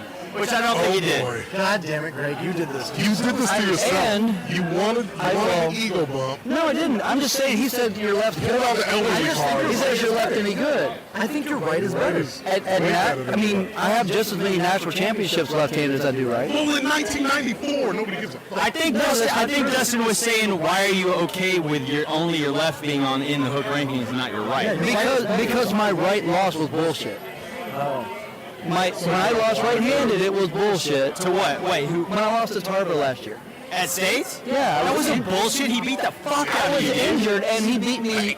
It was three rounds. You didn't slip. And I know he beat me 2 out of 3 rounds. Listen. Yeah. And you lost because you didn't. Because I was injured. Because you're better in the strap, and you chose to. No, I couldn't get out of it, and my hand was hurt, and I couldn't pull out of it. Hey man, if you pull with a slight injury, that's just how you are. No, it's fine. I have no problem with it. That's why I said I have no problem with being off of in the hook rankings, because now I can redeem myself. And I mean, we're looking at next year. I mean, at next month, in San Diego, I'm going to have some real challenges. So I'm looking forward to pulling some tough guys in San Diego in November. Oh, it's going to be awesome for you. So I mean, if I can get back on the November, rankings, you're going to get to have a real match. I mean, yeah. So if I can get back on the rankings by beating somebody currently on there, then I'm good with that. There's nothing wrong with that. All right, nobody gives a shit about you. Let's take this moment to introduce this guy to my left. He is Jake. He is in one of the premier wrestling leagues in Austin. Right. He is one of those. He is one Go of ahead and those. take a second to Introduce yourself. Man, yeah, all right, yeah. Fight Opera is the realest shit in the world. It's just a theatrical pro wrestling show that I do. Absolutely love it. I haven't thought about it in weeks, though, because I've just been thinking about doing this and this and this and this pretty much all day long. Yeah. And by the way, if Flashpin ever creates a subscribers channel, there's some great video of these two guys backyard wrestling that will be available for a I premium. put a cigarette Yeah, on his chest. that's for And he the attacked OnlyFans, me. honestly. That's a bit spicy. It's a bit spicy. That's a bit spicy. Yeah, no, I'm actually, I always feel strong as hell coming into a tournament, and I shake all these super heavyweight hands, and I get about that far around them. Yeah. But I still feel strong as hell. I mean, Yeah, you're going to pull Nick Adams. That's going to be good. Oh yeah. yeah, he ran through me on the left last time. Well, he didn't run. You're done with amateurs, right? Yeah, I'm done with amateurs. That's Are you pulling both hands? yeah. My right is going to be the good one this time. Yeah, no, me and Nick pulled left hand at that Fort Worth tournament that Corey West was at. How do you feel? I mean, he felt strong as hell. Basically, both. I pulled him twice. Both times it was I could slip, get to the strap, get one stop, but I don't know if he was just being polite because then he ran through it. I have a situation I need to concern myself with. Oh no. I need to see someone's weak. What number? Oh,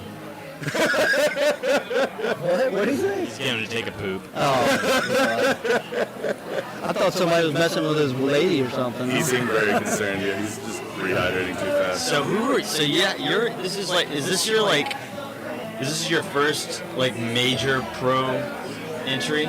Depends how. I mean, I've only pulled pro once before, and that was just on the left at that Fort Worth tournament. That one.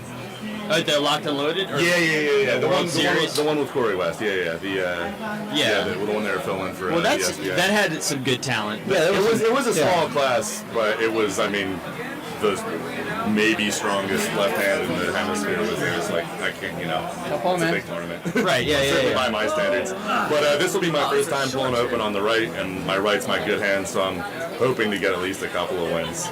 I don't know who else is going to be Hey man, here. if you have a good day tomorrow, Texas, winning or like getting like a couple wins in the pro class at Texas State. Oh yeah, no, I mean like I know there's guys in the class that I have no chance against, and I know there's guys in the class that have no chance against me. So it's going to depend how. Yeah. I could go 0-2. I could get a good streak of wins. It's going to depend on. Yeah, sometimes it depends on the draw. It's going to completely depend on the draw. Yeah. Nice. Who all showed up in the super heavy so far, besides Nick? I mean, I heard, is Robbie Burnett not going to be there? I thought he was going to be there. And there was some Facebook. So I mean. Well, he's super heavy, so I don't have to weigh in today. Right. I'm only here to just say hi to everybody. So tomorrow he's coming in. Yeah. And Get that microphone up to your Get in face. front of the mic a little bit. And then I don't know, is Brian Sinton? I think. Oh yeah, what about Brian Brian? coming?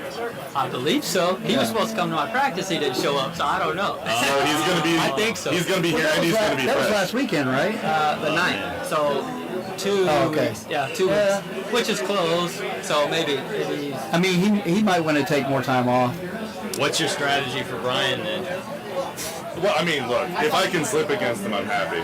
Wow, yeah. But yeah, I mean, like, I practice with Brian. I'm not going to act like... You might not want... He's super strong. He's way better in the straps. Okay, I mean, look, my actual strategy... Look, pretending I got a chance against Brian Sinton, my strategy is going to be posting top roll, try to grab a finger, and try to break his finger.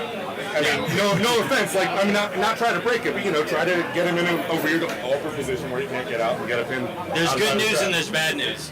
The good news is that his forearm is a little TRX forearm that goes up to here. Yeah. The bad news is it's attached to the rest of him. Yeah. And he's strong. I mean, I'm Brian If you get him Sinton. in the strap, and he could be back here. He loves pulling from right Yeah. just like Luke. No, I practice with the guy. I love the guy. I know I'm supposed to be here and like talk big shit, but I'm not beating Brian Sinton. That's not happening. Come on, man. We need some. If I get up there, I'm gonna try to post.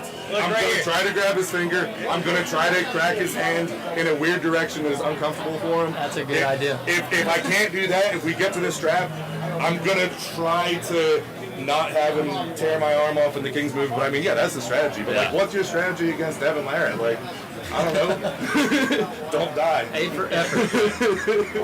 But I mean, yeah, I know there's, and then obviously, I don't know, like Tucker and like a lot of the strong 242 guys will usually pull up. Yeah. I don't think Tucker will pull up out here.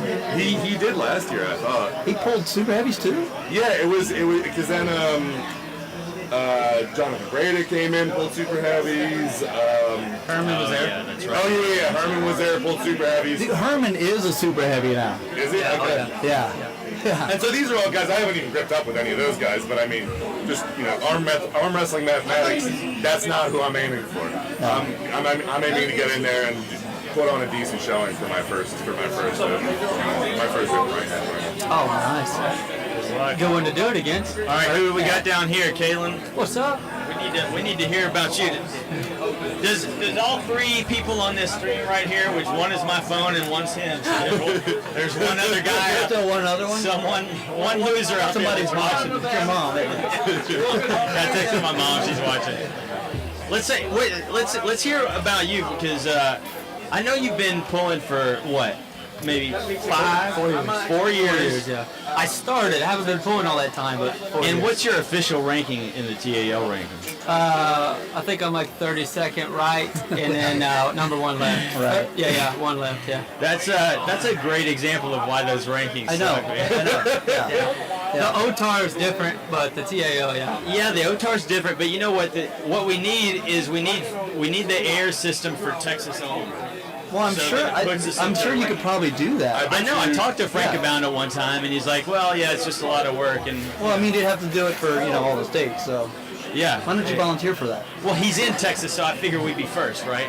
Yeah. But there's no way Kalen should be 32nd on anything. There's got to be some. I mean, I don't know whether they have their stuff. I mean, I'm not a computer guy, but like surely they got it in a spreadsheet or a database somewhere. Yeah. You can literally just like do a SQL query and pump it out. Yeah, but I mean, a lot of these tournaments, you get a guy that pulling 10 different states. And you don't put what state you've actually, Oh no. See, okay. So y'all are talking about doing like a state rankings. And so your wins, like I go out and I beat Corey West, and that doesn't affect my Texas rankings. Correct. Okay. Yeah. I don't know. I mean, I feel like even just being able to filter the I don't think so. I think your matches would count. Yeah. Like if you beat Corey West, that should reflect on you. Well, I mean, that's more in the hook rankings, though. Yeah. But then you rank the Texas pullers using that algorithm instead of like having even just being able to go through the ELO would be better. And I think it'd be better rather than only counting your Texas matches. I think it'd be better to count everyone as long as they reside in Texas. Like it's basically a list of it's not even a separate list. Like literally just like getting the database, doing a fucking SQL query for like, does this guy live in Texas, and printing out those rankings would be interesting. And I'm sure half of these guys have done that, been like, who do I know in Texas? Where are they at relatively on airs? But actually being able to print that out, I mean, I could be wrong, not a computer guy, but depending how the data is stored, surely it's just this. Yeah, I mean, you just have to log where everybody claims their state. That's the main thing, is now you have to add a tag for where everybody's from, and that's what takes the work. Yeah. But, I mean, that data basically exists for everybody that's on the TAL or the OTAR. Just, I mean, you can even make it people's personal responsibility. Like, hey, if you care about being on the Texas airs, you know, some form that you can fill. Verify yourself. Yeah. Tag your shit. Like find yourself on airs, add the state that you're from, whatever. I feel like you can make that people's responsibility. What are you on airs? What are you in 54 right? No idea. You don't know? We can figure that. I just care about on fighter and in the hook. That's all I care about. Oh, really? You haven't even looked at airs, huh? I actually, when the airs first came out, I was like, I don't know. But now I really like it. I like it a lot. Because it takes into consideration a lot of different factors. You know who you beat, how long ago.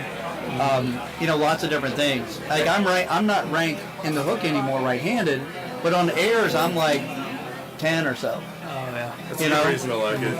And I think I'm like one of the baddest motherfuckers that ever lived. So. I mean, honestly though, like every other ranking system is up for some kind of debate. Like, sure, he beat this guy more recently than he beat this guy. It's like airs. It's just like if the data's in there, there's one formula. You might not like the formula, but you can't complain personally. Like it's like somebody has it in for you. Like, Oh, I know. Yeah, that's what I like about it. Yeah, it's totally impersonal. It's not opinion based. Yeah. Like the OTAR and in the hook. Yeah. I mean, some of those things are like you beat a guy 3 months ago, and then he beat the other guy that you know. Right, and arm wrestling doesn't work like that. Like everybody knows styles make matches. No, I'm on the committee, and we have like there'll be a I'm on the committee. Shut thing. up, douchebag. I am. I get paid really well for it too. Oh yeah. And there'll be like a discussion. Well, like, how should we rank this guy? And it's like, well, I mean, he did beat this guy, and this guy was injured. All kinds of stuff comes into consideration. I think that's like extremely valuable and good, and like I think that kind of list, if compiled by people who know what they're doing, is maybe the best list. Because in the airs, I think John Brzenk is still #1 super heavyweight. Yeah. Probably not realistically true right now. That's what I was talking to Frank about. Yeah. And I was saying there should be like an expiration. Because all right, there should be. So, hey, what's Kalen? Kalen is 36. There you go. Don't look in the nation, which isn't accurate. No, in the nation on airs. I mean, that's actually not bad. 32.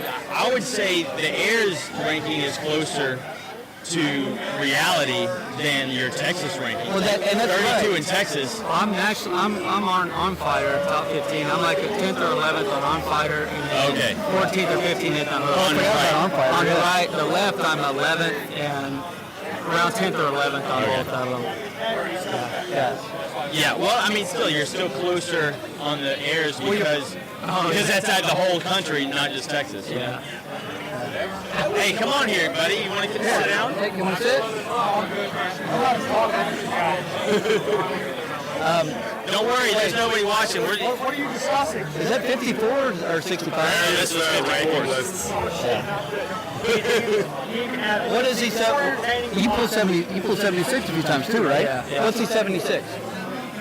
Shit, dude. I mean, come on now. You're pulling left-handed 76 tomorrow, right? And you just wanted a piece of Ian. Is that what it is? Yeah, of course. Of course. He thought he did. Oh shoot. The left hand is my best arm from my accident a few years ago, and 52. it's been So it's been messed up for when I went to the IFAs last year. Popped it with Falco. That messed it up pretty good, but now it's getting back to good health. So yeah, I'm ready for. It always performs. It's not like the right. What popped with Talco? Just something in there. Oh yeah. Yeah, it was with Leonard. Leonard was repping, and everybody heard it, and everybody jumped and started gripping my arm, and I started moving it. I was like, well, the bone's still there, but I dropped out right there. Oh yeah. Well, see. It's a whole story. I didn't register the arm. I only went there to pull right, and then I got persuaded to pull the left 2 days before the competition. By an old guy from Europe. He's like, dude, you're gonna look back and wish you did this. So I was like, well, yeah, that makes sense. So, but I pulled 2 hours that Wednesday night with guys all over from the world. Oh man. And then 2 days later that morning I pulled and it was already inflamed. So I think that's what contributed. I mean, if you're going hard to the side based on where you're touching, it's probably a UCL, and the surgeries are awesome for that, obviously. So it's probably not going to be a career ender. No. I mean, I can't go into a deep hook, but I'm starting to be able to activate side pressure. Which that took 10 months to be able to do again. So everything else is really good. So not to try to diagnose you on a podcast.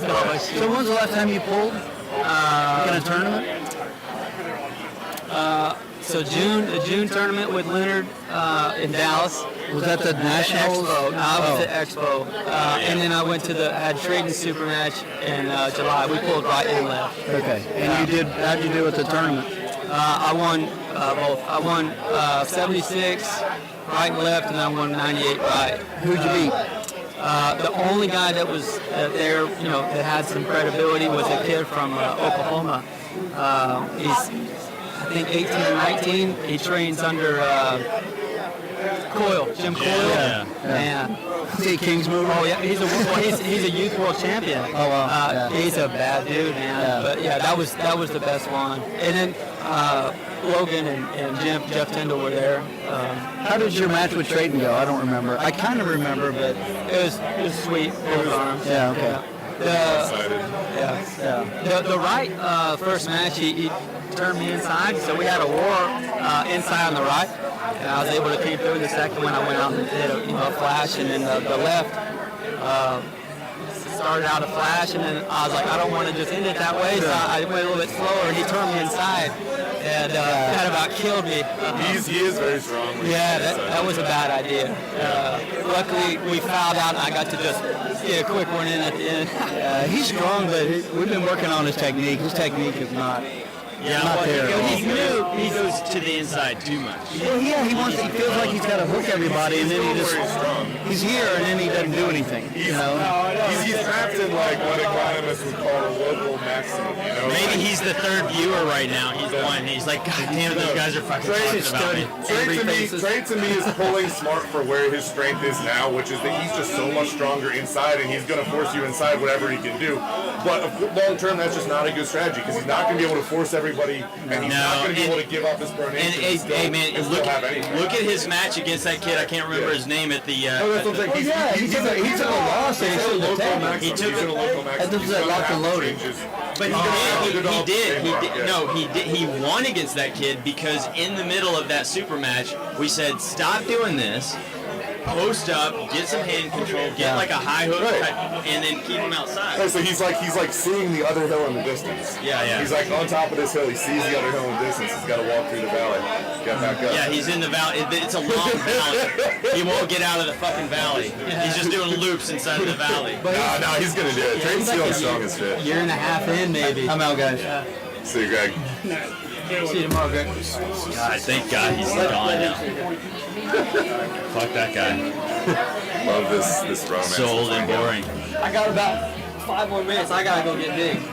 I need to load up on some food. Yeah. Hey, there's Big Marcus.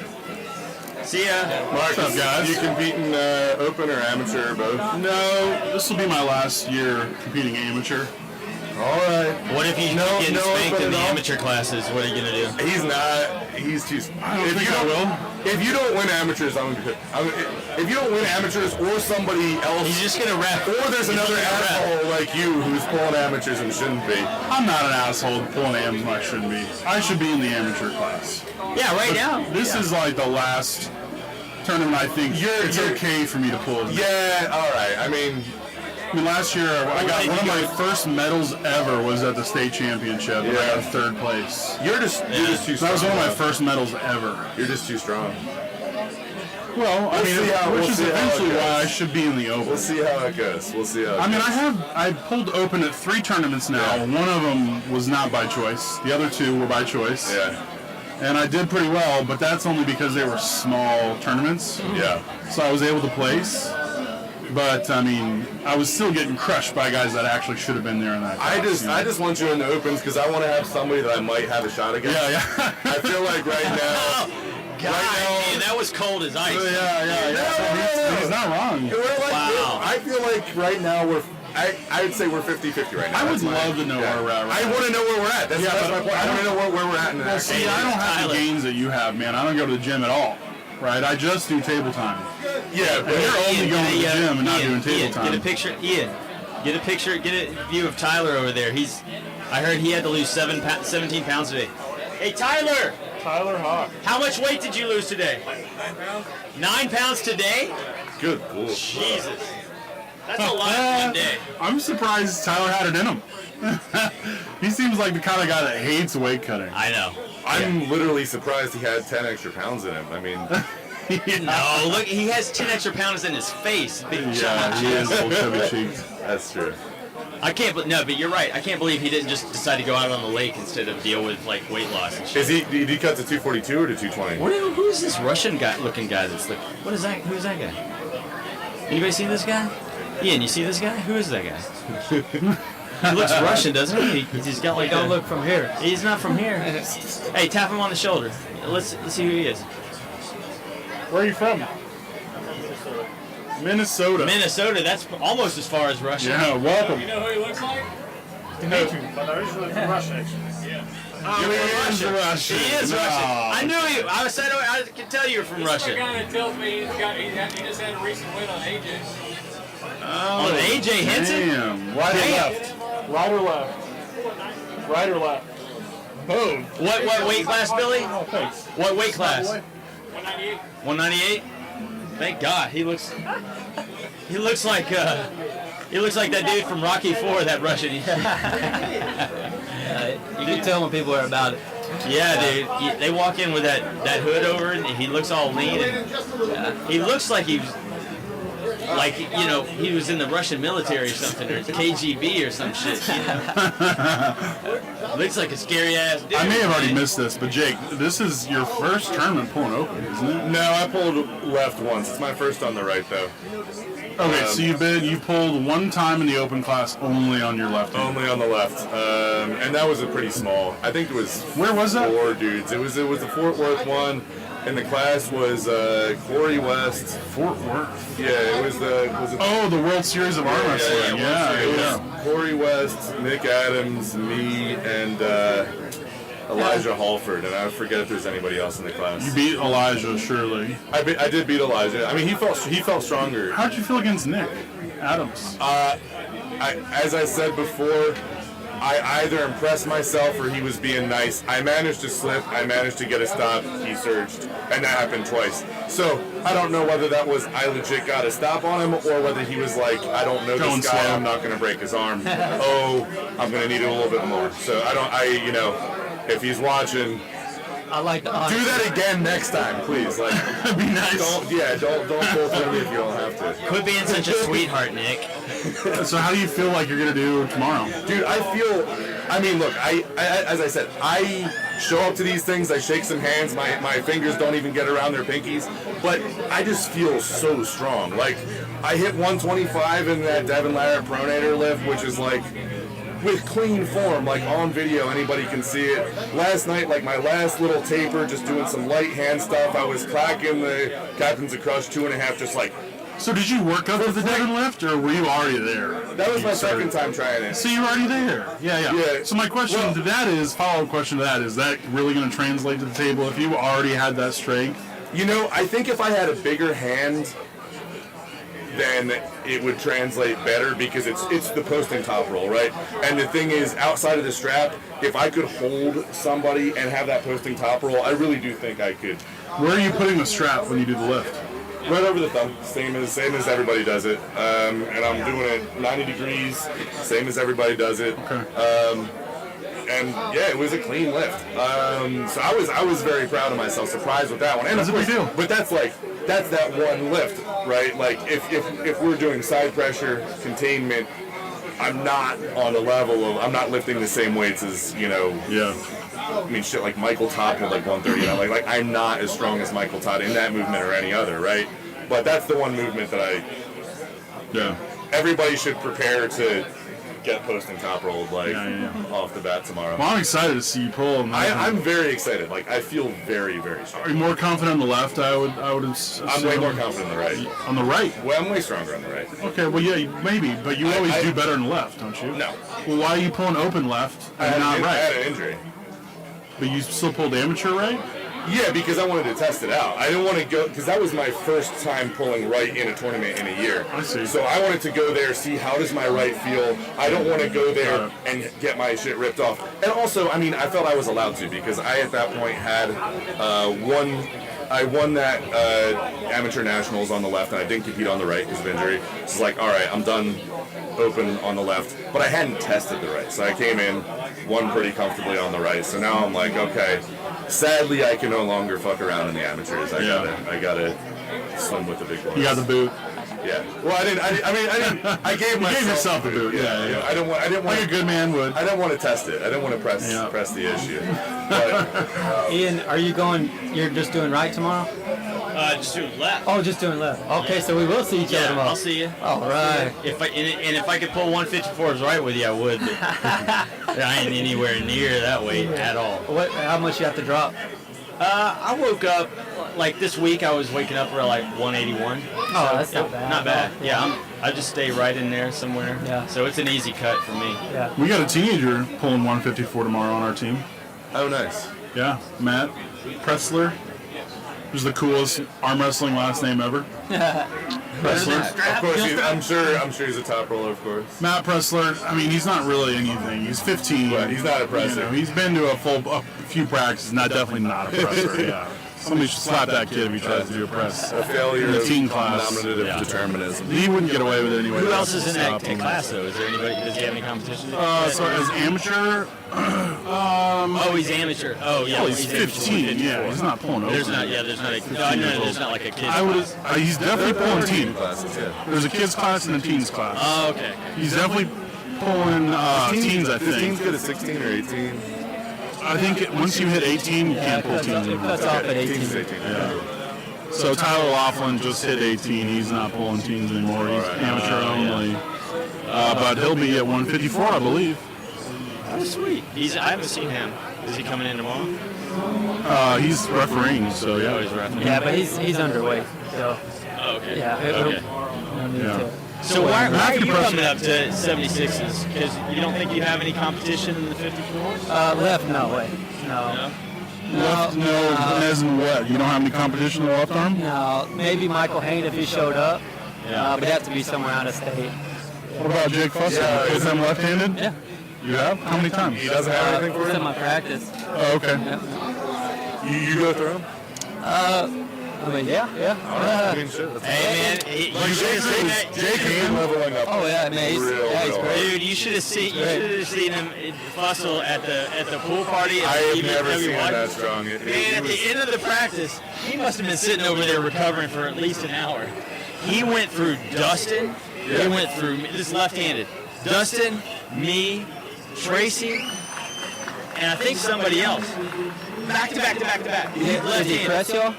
No, he just. That's the thing. He's getting. And like the last time I pulled him, it was like he would go for the press, he would catch him. That was it. He didn't have anything. Yeah. This time, I mean, this was the strongest I've been in practice for a while. I was running through everybody. Like literally, Jake felt stronger than everybody else there. Yeah, there was a point. Including Dustin, including Trey, including everybody. His press, I can't hold his press. Oh no! He was so much stronger than when he was pressing. He wasn't a press. He was getting that high. Yeah, you may. I don't want to jinx it, but you may be surprised by Jake also. Not outside. If he goes outside with me, there's no chance. It's just not happening, and I promise you that. But his press is the only chance that he has. We just pulled 2 weeks ago. My left is top 10 in the nation for sure, right in there. So. But you're not pulling 154 tomorrow. Yeah, you are. 176. Great. I will concede the point.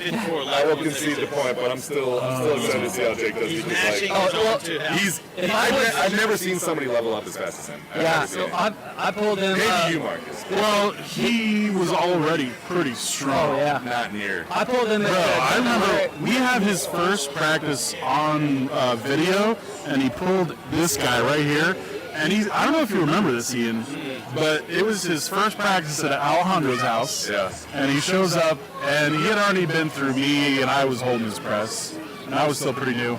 But he got on the table super strong with Ian, and he starts pulling Ian, and he does he tries to press, he tries to top roll, he tries to hook you. He's like doing all these things. First time on the table. And Ian's like talking to him, and then you realize that it was his first practice, and you're like, dude, I thought for sure you've been pulling for years. Like, all these different moves you're doing. He's a natural talent. It's a natural. He's natural. It's a natural. I pulled with thing. him at the Devin Larrett practice here in Austin last February. Yeah, and that was. He had never even been to a practice. Yeah, it was very impressive. That might have been his first time ever on an arm wrestling table. It was very impressive, and every time I've only pulled him maybe 3 times since, 3 or 4 times. But then a couple weeks ago was the last time. But the right, I couldn't do anything right. I wasn't going to pull the right today, but the left is just a different animal. Yeah.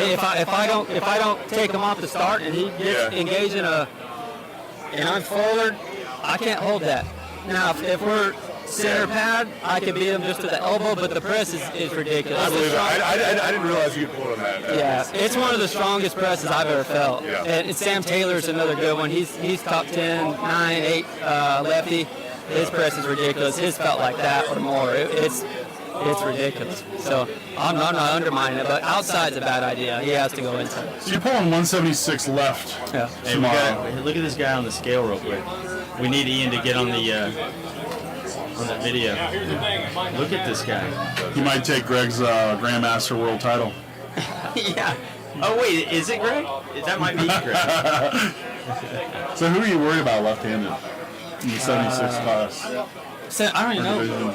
I'm not really worried about it. My starts are the left always performs. It's always fast. It's always explosive. So anything can happen. I really don't care. It's just for fun. And anything could happen. So we got definitely worth it. We got this guy. I don't know. Maybe he's on our team. Maybe he's not. He's from Latvia. His name is Rovans Pilins. Very Latvian.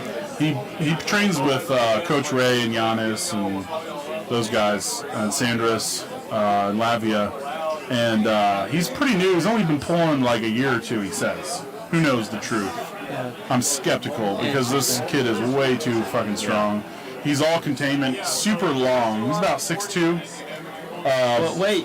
174, 173 is what he weighed in at. But his containment's crazy. That's scary. He was going through one of our super heavyweight amateurs. That much length is very scary. It's scary. I want to see him on a table with you. Man, yeah, I'd have to go. I can't go in, so I'd have to go out, and if I can't get out, it's not good. Well, I mean, beat him through the arm. I don't think he'd be afraid to go into a hook with you, because I mean, he says he's a top roller, but he wasn't top rolling any of us at practice. He was hooking all of us. Maybe that's just that he didn't have the pronation, but to go through my hand or Corey's hand or Ernie's hand, but we're all way bigger than he is. Yeah. Yeah, but and he still was able to pin Ernie and Corey on both arms in a hook. So he's all containment. He's a top roller, but is he coming tomorrow? He'll pull on the hook. Yeah. Oh, nice. But he's not pulling once open. Oh, okay. I think he's only pulling amateur, but he's winning first place in the amateurs. So I would bet money on him to win the amateurs.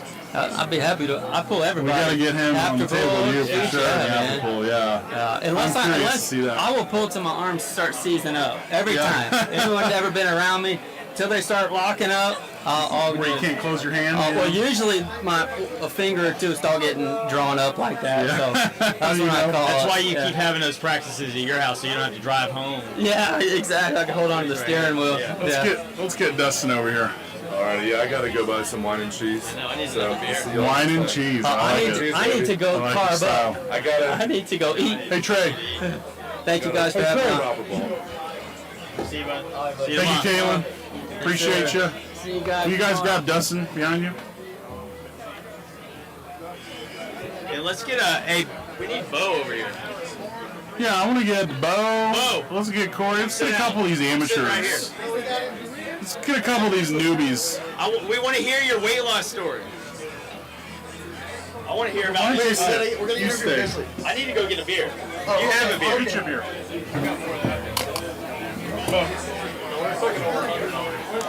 Yo. I'll start.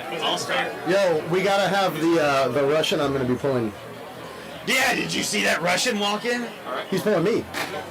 Do you know who he is? Put it this way, we shook hands. His hand is huge. He knows Dimitri. Dude, he walked up, and I was like, I stopped everybody talking. I was like, look at that guy. That guy's a Russian. And he made 98. Yeah. He made 95. Dude, you can look at somebody and fucking dude, tell. he looks like fucking Putin or some shit. Walking in for here, sure. fucking shit. Yeah. Dude, yeah, that's scary. I meant to ask him if he was at Worlds last year, because he looks like one of these guys. There were some little string bean motherfuckers that came to Worlds, and they were killing people. Yeah, it sounds like he's going to rip me to pieces. Yeah. Like he's like, I've competed a while. 5 years, he said. Don't get your hopes up. Is he on airs? I didn't look. We Definitely find his name. You Ukraine. He said he would come on so we could talk about it. Oh, really? Yeah. Oh, good.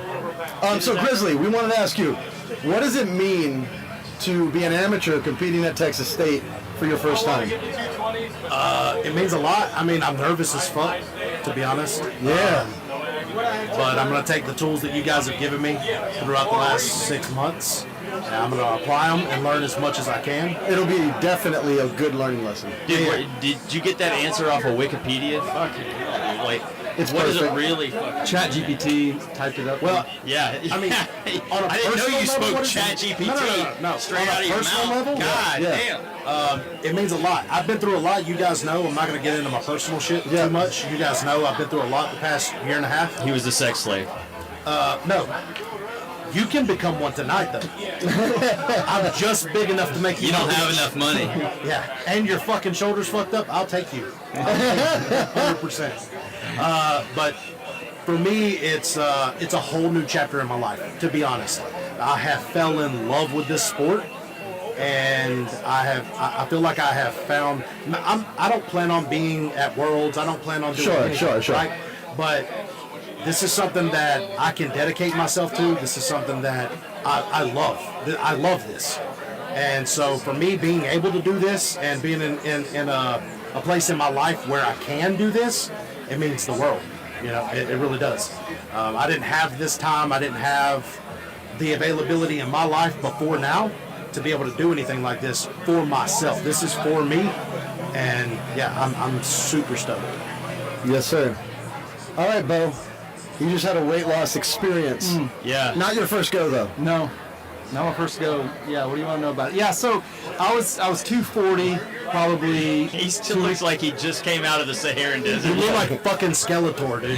240, maybe 2 weeks ago. Yeah. Started doing intermittent fasting, kind of 12 hours a day, which got me down to about 232, probably 36 hours ago, and then cut out food and water totally. And then I had to finish the last like 7 or 8 pounds in the sauna today. You were looking, when I left the sauna with you, you were looking meek. That was the wall. You were right. Yeah, there's a wall. Past the wall. I think I found out you got to break it up, right? So a 20-minute session, now that I'm already light on water and struggling a little bit was too much. The body was just like, so I found that like 15-minute sessions was about all I could do. So I had to shorten my sauna sessions. Which is okay. Yeah, it's okay. It takes a little longer to drop the weight. So how many did you do today? So four sauna sessions averaging about 15 minutes each. Today, and then did you do any yesterday? Or? No. Okay. And I tried to get him to go yesterday because it would have helped. Yeah, dude. I always do a Thursday night sweat just to prep my system for Friday. Yeah, that's probably a good idea. That's why I hit you up. Yeah. Okay. Thank you, man. I was already. I'm going to work on bringing the Russian in while you guys finish this. All right. So, what? Yeah. But what did you feel today? Like the way that Dustin came in and described it, he was like, "Guys, Bo is struggling." Well, you hit a wall. You always hit a wall at some point where you're just like, it's starting to hurt. And so he was in the sauna with me. I was on my second session. I was trying to do a full 20 minutes, and after about 15 minutes. And so how many pounds was it today? About 7 pounds in the sauna.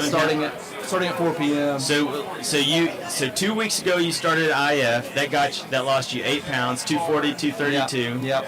Then you went another 5 pounds from then. It's kind of yesterday morning. From yesterday morning till this morning. Yep. And then today was 7 pounds. Yeah. Yeah, Dude, that's hardcore. Me, Dustin. No wonder you look like that. Yeah, it was awful. Yeah. Marcus was there. Were you there? No. This was a while back. Like, what the fuck are you sweating for? I jumped in. Boy, you ain't got to get. Honestly, though, a year ago I was 390 pounds. I'm 340 this morning. Dude, that's awesome. I lost 50 pounds, and I haven't been doing much dieting. Hey, man, since Derek hasn't gotten you anywhere, you need to do this dude's program. Yeah. No, so the advice that Derek has given me, it would work if I implement it. I have not implemented it. I have not started meal prepping. The thing about it is, I am trying to get all of my levels, all of my body levels, my functions correct, and then I'm going to make that drastic change. And what levels are incorrect right now? My testosterone was low. All right, what was it? Over a year ago, my testosterone was in the 200s. Right now, I'm sitting at 367. All right, that's well, better. not right now, but I did start HCG, which is just to help my body produce more testosterone. Right. But I'm not doing testosterone. I don't want to start something that I'm going to be on the rest of my life. Yet. I'm only 32 today. That's a slippery slope, man. All natty for life. Yeah, I'm trying to get there. What's your testosterone at? Yeah, 700. All right. Fucking hell, yeah. Yeah, so I'm at 760. But once I get all of my levels, you're pretty good. That's close. Yeah. All right, what is yours at? Mine's 760. Fucking hell. And I'm 51 years old. And I'm 32. That's why it's a problem. Yeah. You see what I mean? Yeah. So like 4 years ago, I had severe obstructive sleep apnea, almost 400 pounds. I had to do a sleep study. My testosterone was under 225, I believe. I did my sleep study. I did, I got my CPAP machine or whatever. Stayed on it for 2 years, and my testosterone jumped 100 points. And just getting better sleep. Just getting better sleep. Yeah, there you go. And then better sleep and trying to watch, I guess, the amount of food that I was eating. I've lost 50 pounds in the last year and a couple months. And pretty much maintain 340. I will give and take a little bit. When I first met you guys in February, I was 370. And then I've dropped 30 pounds since February. You're a big boy. Yeah, I haven't drastically changed my diet at all. I'm still eating shitty food, but I'm doing, just like you said, intermittent fasting. I try to do 16-8. And try to do. What does that mean? Do you actually do it? No, sometimes I fast longer than 16. But I'm sticking pretty steady with the 8 hours. Well, given what you know, what you've heard so far right now, do you think he's a good candidate for the Jesus fast? The 40 days. You guys know I did like 4 or 5 days. It'll give you some great clarity. Yeah. 40 days. 40 days. I know. And bone broth on my 4 or 5 days, it was life changing. It was crazy. Yeah. After day 2 was complete, into day 3, the mental clarity that I had was wild. Like I seen brighter colors, my Oh, God. yeah. It was fucking wild. And day 4 and 5 was like nothing. Day 4 and 5 was nothing.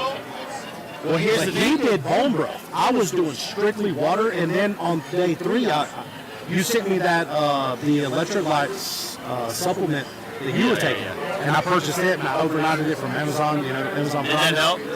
Absolutely, dude. I mean, boosted energy the next day.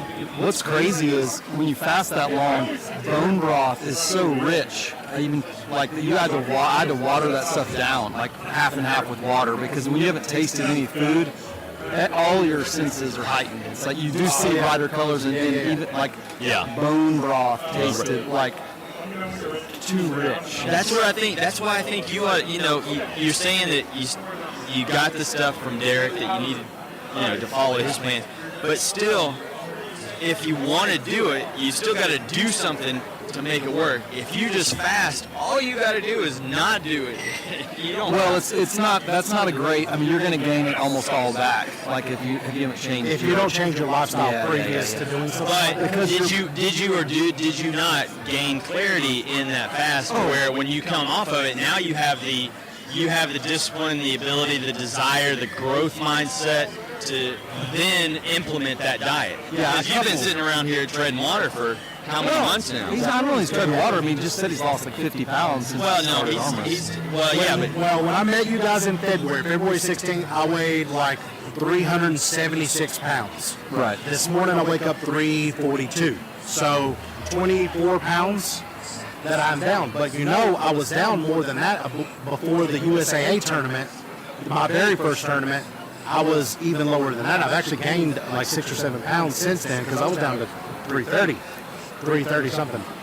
And but I just pretty much maintained this 340 and not been on a strict diet.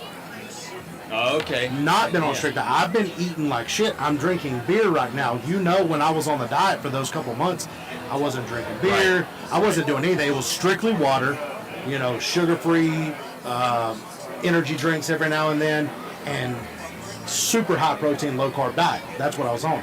Now, bro, I had nachos yesterday.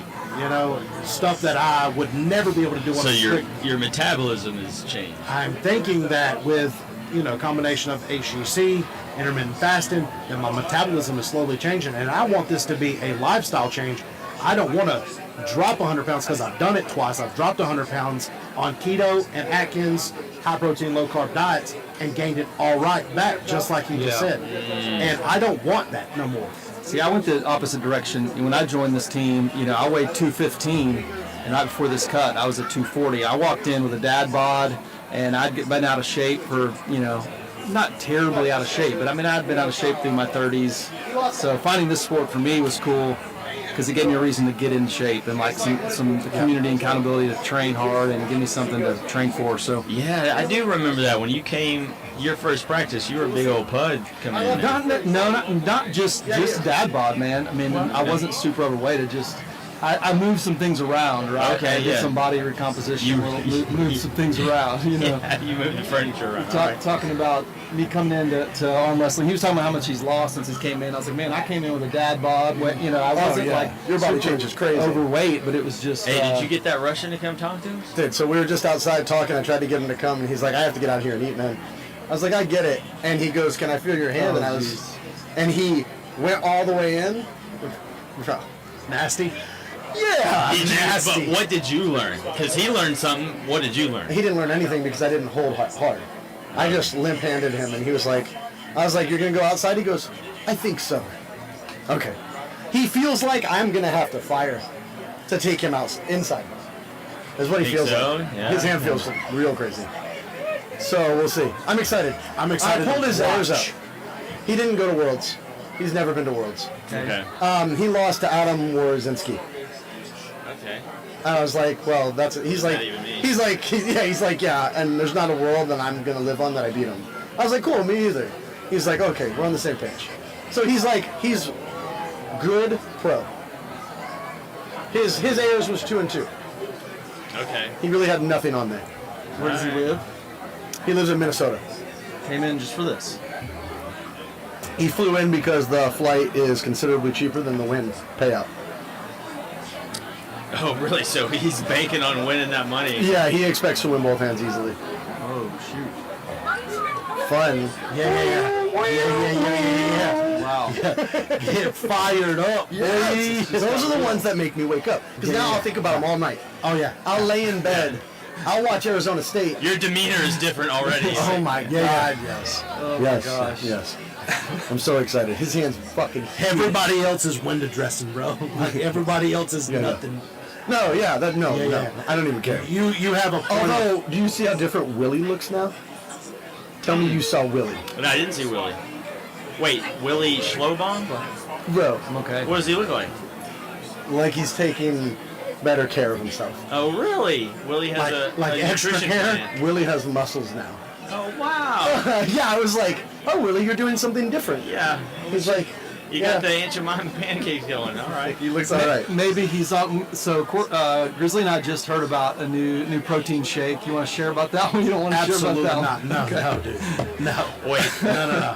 I think he was talking about protein shake. Yeah. Breast milk How about and It was I bet you, semen. I bet you breast milk and placenta make you a bad man. Not placenta. Legit. Someone who's here. No, it is. Both? It is. Yes. Oh, I missed that part. Yeah, they had their placenta encapsulated. Yeah. Got it. Oh, Yeah. yeah, you should do that. That's good. Yeah, I'm Still out. good. I gotta go. Come here, Billy. Hey, all one listener, all one viewer. Come. Thank you for being our solo viewer. Yeah, thank you. Thanks, Mom. yeah.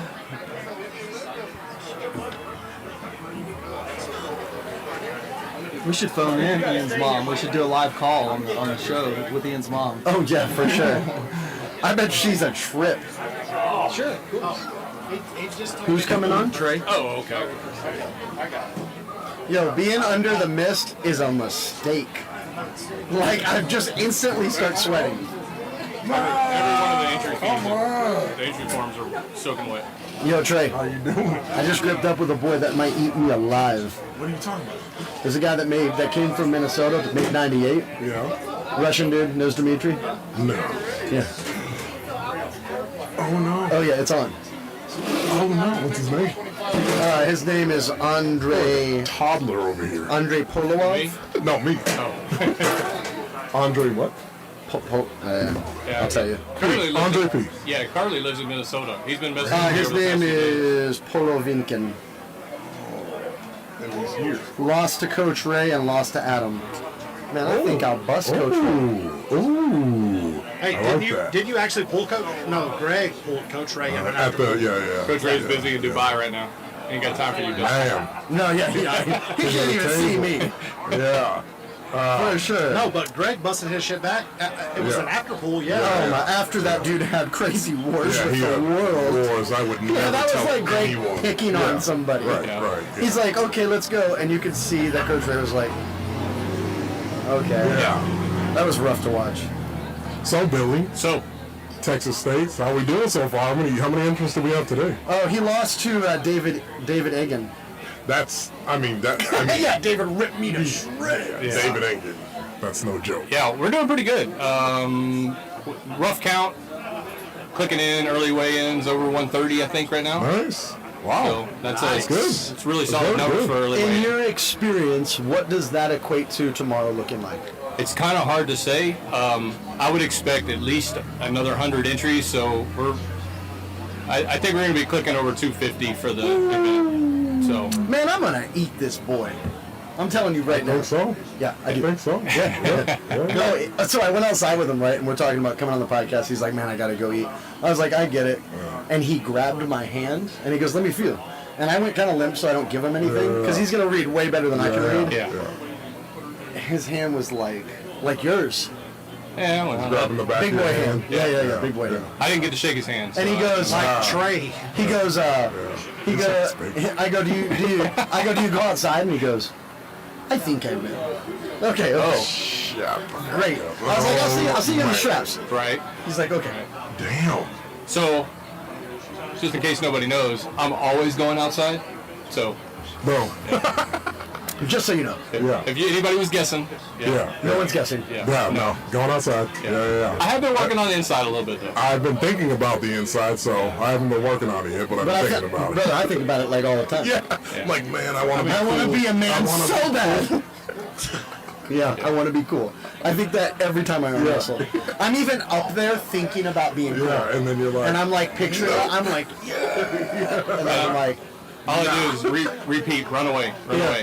Just rip it apart. Yeah. It works. Last year, how many entrants did you have then? I want to say Texas State. That was a little bit lower. I think that was around 245-ish, 250-ish. What were the early weigh-ins, though? Not this high. Oh, so this is looking good. Yeah, this is looking pretty good. Is it typically half? Is it 50-50? I'd say that's a pretty good estimation. Interesting. I thought it would be way lower the day before. I thought it would be way higher the day before, personally. I did. I don't know, it's a lot of people very small cutting. window. I mean, Yeah. very small window for as many entries that's been here. I mean, the tournament that I just went to in Lubbock only had 131 entries. Yeah, in total. In total. So that's wild. Yeah, That's Which wild. is pretty average, though. I mean, with minus the Arsenal that came last year. Yeah.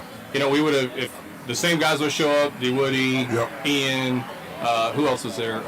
We had a whole tribe of us. Yeah. We were basically missing y'all's entries. The 130 is a pretty standard for that area. Okay. Yeah. That's good. And if we'd have had you, we'd have been up there 160, 170 where we were the year before. Okay. Oh, you're talking Lubbock. Lubbock. Oh, yeah. We brought a tribe to Lubbock. We bought a big house and everything, yeah. Yeah. That was and I go and you don't show. Well, some of us were tore up, though. Yeah. Some of us competed elsewhere. You know. He's still mad about Some of us are... Some of us are a different... We're not going to compete. At least corner is I'll be there. Yeah. I'll be there. Yeah. And then life happened. Yeah, life does happen. I know. Dude, Tyler Hawk is looking strong. You've got Tom, Tyler Hawk, Billy Cochran. It's okay. It's going to be interesting. It's okay. I'm not worried about them. I heard You're worried about I'm worried about Big Boy. What's his name again? Rob, Big Rob? No. Oh, you got Big Rob. Yeah. Rob Bigwood. Yeah. I hadn't had a chance to group up with him I yet. pulled with him recently. Yeah. Him and Tom is a fucking match to watch. Yeah. It is. Him and I went back and forth when we last pulled. Yeah. But I'm a little curious about that. He has very, very, very good inside lane. Yeah. I've seen Style. that. Very JJ of him. Yeah. That's exactly what it feels like. James Chansey. Oh, he's a whole other career. Yes. Yeah, he's going to tear him apart. Yeah, and I'm not saying I'm not going to lose these guys. I'm like, James is a guy that... James should be on your... Yes, he's kind of on my radar. Yeah. So, Luis told me that Eric Wolf might be coming tomorrow. Okay. Yeah. It's possible. There's been a little bit of rumbling from outside. Yeah. It's crazy that we haven't seen Tom. Yeah, I don't know. Marcus hit him up. Like, Marcus hit him up earlier, and he was like, "Hey, you coming on?" And he was like, "I'm not coming." okay. All right. They're having me move again. Maybe. This is what we do. Yeah. Welcome. Yeah. Welcome to the media circus. Bye-bye. Welcome to the media circus, yeah. I think, what's Tucker, though? Tucker Keating, yes, another one. Yes. He's the current champ. Yeah, he's coming. Yes.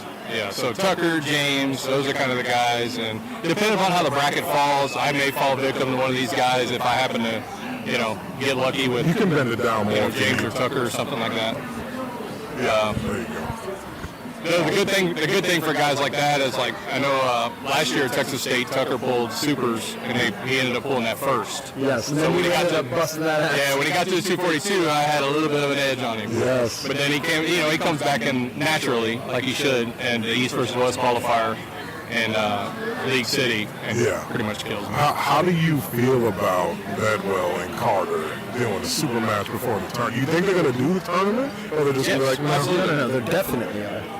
Oh, how do you think? These guys are competitors. There's no way they don't do the tournament. Yeah. So, do you think that is going to affect any of the outcomes? Oh, yeah. I mean, they're going to have I think that the 220s are so brutal right now. Yeah. Kind of sad that I didn't enter, but I'm kind of happy. Even with the killers I got in the 242, I'm glad I'm not trying to cut weight yet for the 220s, especially for these classes, I think. Yeah. Yeah, I know Caleb Riggs, Cody Haga. 220s are stacked. Ryan Carter. Bedwell and Carter have a war. There's it's definitely going to take a toll when it comes time to the tournament. Yes. But they're so Ryan is. I don't know Bedwell very well, but I know Ryan, and if Ryan can make handy work of it, then it might not affect him too much. Yeah, because it goes long. Yeah. So here's the thing. Obviously, Ryan Carter's press is something. Yeah. That's what I said. If Bedwell and Ryan actually get into a battle, that might level the playing field a little bit with some of the other guys being able to stay away from the press. Right. We had Cody and Caleb on earlier. Yes. And they told me, which was news to me, that Ryan would prefer to pull everyone outside. He would. Yeah. But he doesn't, because as soon as he feels some tension, he's like, nope, going. Yeah. So I'm wondering if his game plan is just to get through Bedwell with the press and then work his outside through the tournament. I wonder if that might be the way to do it if that's his thing. I don't know what his plan is, but I think he'll feel some things out on the table and probably make his mind up there and make the best decision. He can think on his feet pretty well. Yeah. It's pretty quick wit in the table from what I've experienced. So he'll You probably need 2 more pounds? figure it the easiest You can lane. lose 1 more pound in the summer. Not to say that Bedwell's easy or anything. That's not what I'm saying. But he'll I'd go back pull it right out. now. Right. But he has. You have 2 choices. You can go he definitely down has to gold. that crunching press. You'll make it. Sorry. Sorry. Trying to get old Lester. I was like, can you mute this mic? He definitely has that crushing press very fast. He has almost a I'm a little but I watch him with people in his weight class, and he still has lever advantages. Yes. And he's able to get that press very quickly and very easily. He accesses it like that. Well, an interesting thing for me about him is it's not just his arms long, so is his torso. Yes. So he can get above you. Because when my forearm is pretty long, but my torso is very short. So when I tried... We lost everything. You're back. Okay. When I try to, it just feels like I'm kind of screwing myself over, and my arm starts to come backwards, and it's because I can't get on top of it.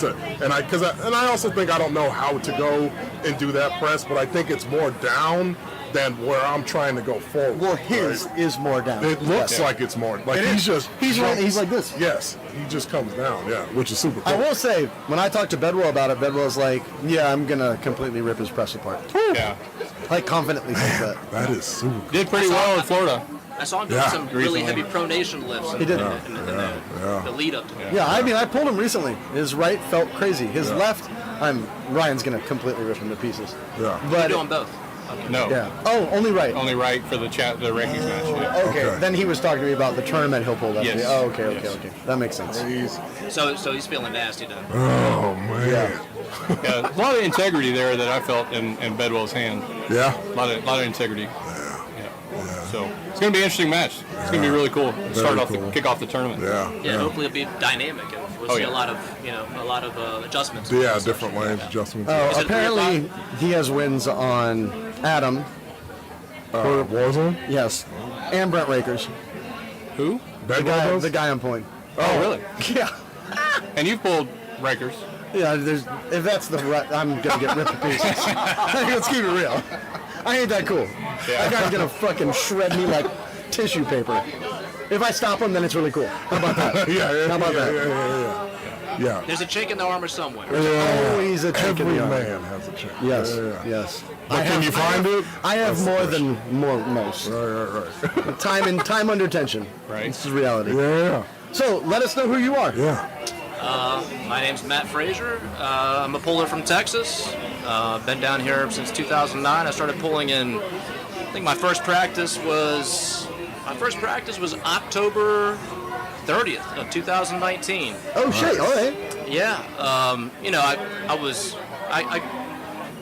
I got into pulling because I was always, a strong cafeteria table and bar room puller. I got a lot of wins against big guys, and everybody was always shocked, like, "Whoa, what happened? Let me buy your beer, man." That type of thing. So then I got a back injury, and I couldn't walk very well for a couple years. And I thought, what can I do to kind of motivate myself to do something? And I was like, maybe I can get to some arm wrestling. And I I was familiar with Brzezinski. I'd seen Pulling John and all that stuff, and I was watching his videos like, whoa, man, whoa. Yeah. You know, before I got into it, and still. I think I found a Houston Arm Wrestling League or some defunct page or something like that, you know, and I posted some whack lifting videos like, hey man, get me in, you know, I'm doing my work, you know, all that stuff. That's hilarious. You know, and then Caleb Ricks responded and he was like, I know just the guy. Hooked me up with James Chansey. Nice. And James Chansey got me in my first practice. It's like the best person to have. It was at Willie's dad's house. Nice. And I went in there, and you know, I'm a strong guy for my size. I always have been. And I mean, even though I was hadn't trained for a couple of years, I was still strong from my previous training before my back injury. I was still strong. And my first practice, I just went in there and, you know, everybody was just destroyed. Yeah, rip you apart. You know, it's like, but I try to tell people, like, you have no idea until you what it's arm like. wrestle, real arm wrestling. A real arm, conditioned, tenured, experienced, seasoned arm wrestler. You have no idea how strong they are. And, well, that's how it kind of started for me in 2019. And I pulled, you know, I pull a tournament here and there. You know, I try to make the state tournaments. This will be my third state tournament. Awesome. Yeah. So. Very good. Yeah. Are you going to win this year? I mean, I'm going to come in swinging. Are you 54 or? 54. Who do you see yourself in the finals with? I don't know who's here, but I would say. I'm thinking Kalen. If Matt doesn't show up, it's Kalen. Matt. Michael Han. Michael. Sorry, Mike. I don't know if it's Han or Hain, but I say if it's Michael's here, then you're. If he was here, well, he my first state tournament was in 21, and I think that was my third tournament, and Han just flashed me. It was him and I'm drawing a blank now in the finals. It was him, he and I in finals, and then on right, and Jason Montgomery and him on left. Yes, left. Yeah. He gave Jason a little bit of rope, you know. Yeah. And took it all back. Yeah. Oh yeah. Oh man. Oh yeah. But he just, you know. Well, everybody was telling me. Hey, I was like, man, I don't know, man. He's got all these patches on his back. Like he's been to that country, been to all the Eastern Bloc countries, and they're like people like I haven't even gone up to pull him yet, and people are showing me like, oh man, look at these hub lifts he's doing. I'm like, all right. While you're going up to like, the all stage, right, man, you know, and so I'm asking, they're like, what do I do? They're like, oh man, just crunch down his. I gripped up with him, and it didn't. The way that he grips up was very comfortable. It felt. He's got a much bigger hand than I do, but it felt comfortable. It makes you feel comfortable. Because I think he's used to that European style of overseas type of pulling, no loading. Yeah. And I'm like, all right, this isn't so bad. And they're like, ready, go. Yeah. So they're like, how do you feel? I'm like, I don't know. It's over. Yeah. I didn't get to engage. 1 second. I've had quite a few of those. Yeah. You're right. And you're left staring at your arm. Yes. You're like, So- wow. I'm still staring forward. I can think my hand's over here now. Yeah. I just laughed. All right. Yeah. You know.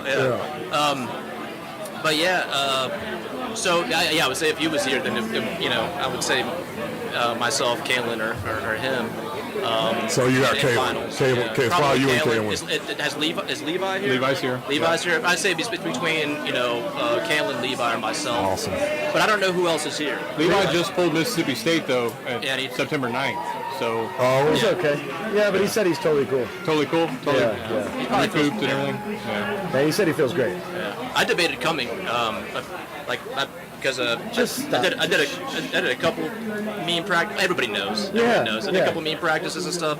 But we all I was feel like, these things. I felt, hey, this is good enough. Well, I put some weight in the stack today, but because I went through my whole cut, and I was like, I just put some weight in the stack before I drove out. And I was like, all right. Feels good. That's it. That's it. Yeah. We're good, man. You know. So I'm gonna come out swinging, man. Yeah. You know? That's good. That's good. Yeah. Yeah. Gentlemen, I need to attend to my wife. Uh-oh. I know. I saw her. Do it. Yeah. Eyeballing you?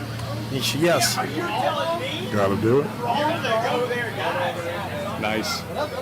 Yeah, I mean, so far, the classes are looking pretty good. Yeah. I mean, I like the classes, how they're shaping up, just by looking and seeing who's entering, who's entering, and 220s should be killer. Yeah. Supers should be pretty good. Good. We got guys like Nick Adams. If it if it doesn't fall apart, Robbie Burnett's going to be in the house. I see Danny just Danny, yeah, unfortunately, Danny he had some health issues. We know for sure Robbie Burnett's coming? He said he was. He said he found a ride. And he had to cancel his trip to Malaysia, unfortunately. So he's here. He's going to take a shot at Texas State. Awesome. But he was getting ready to go compete in Worlds. Yeah. Danny Gillian? Yeah. Oh, Danny. Yeah, he was getting ready to go compete. He had his trip for Worlds and everything, yeah.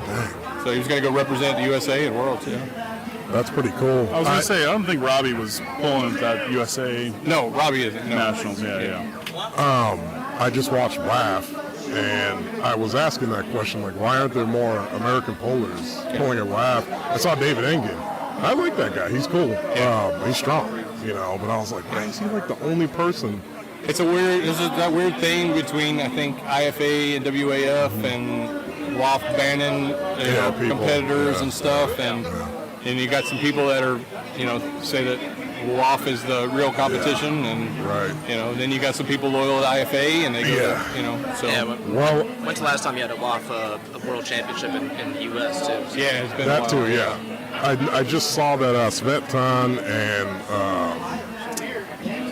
who's that other guy out of Bulgaria that just did that Canadian match against? Oh my God.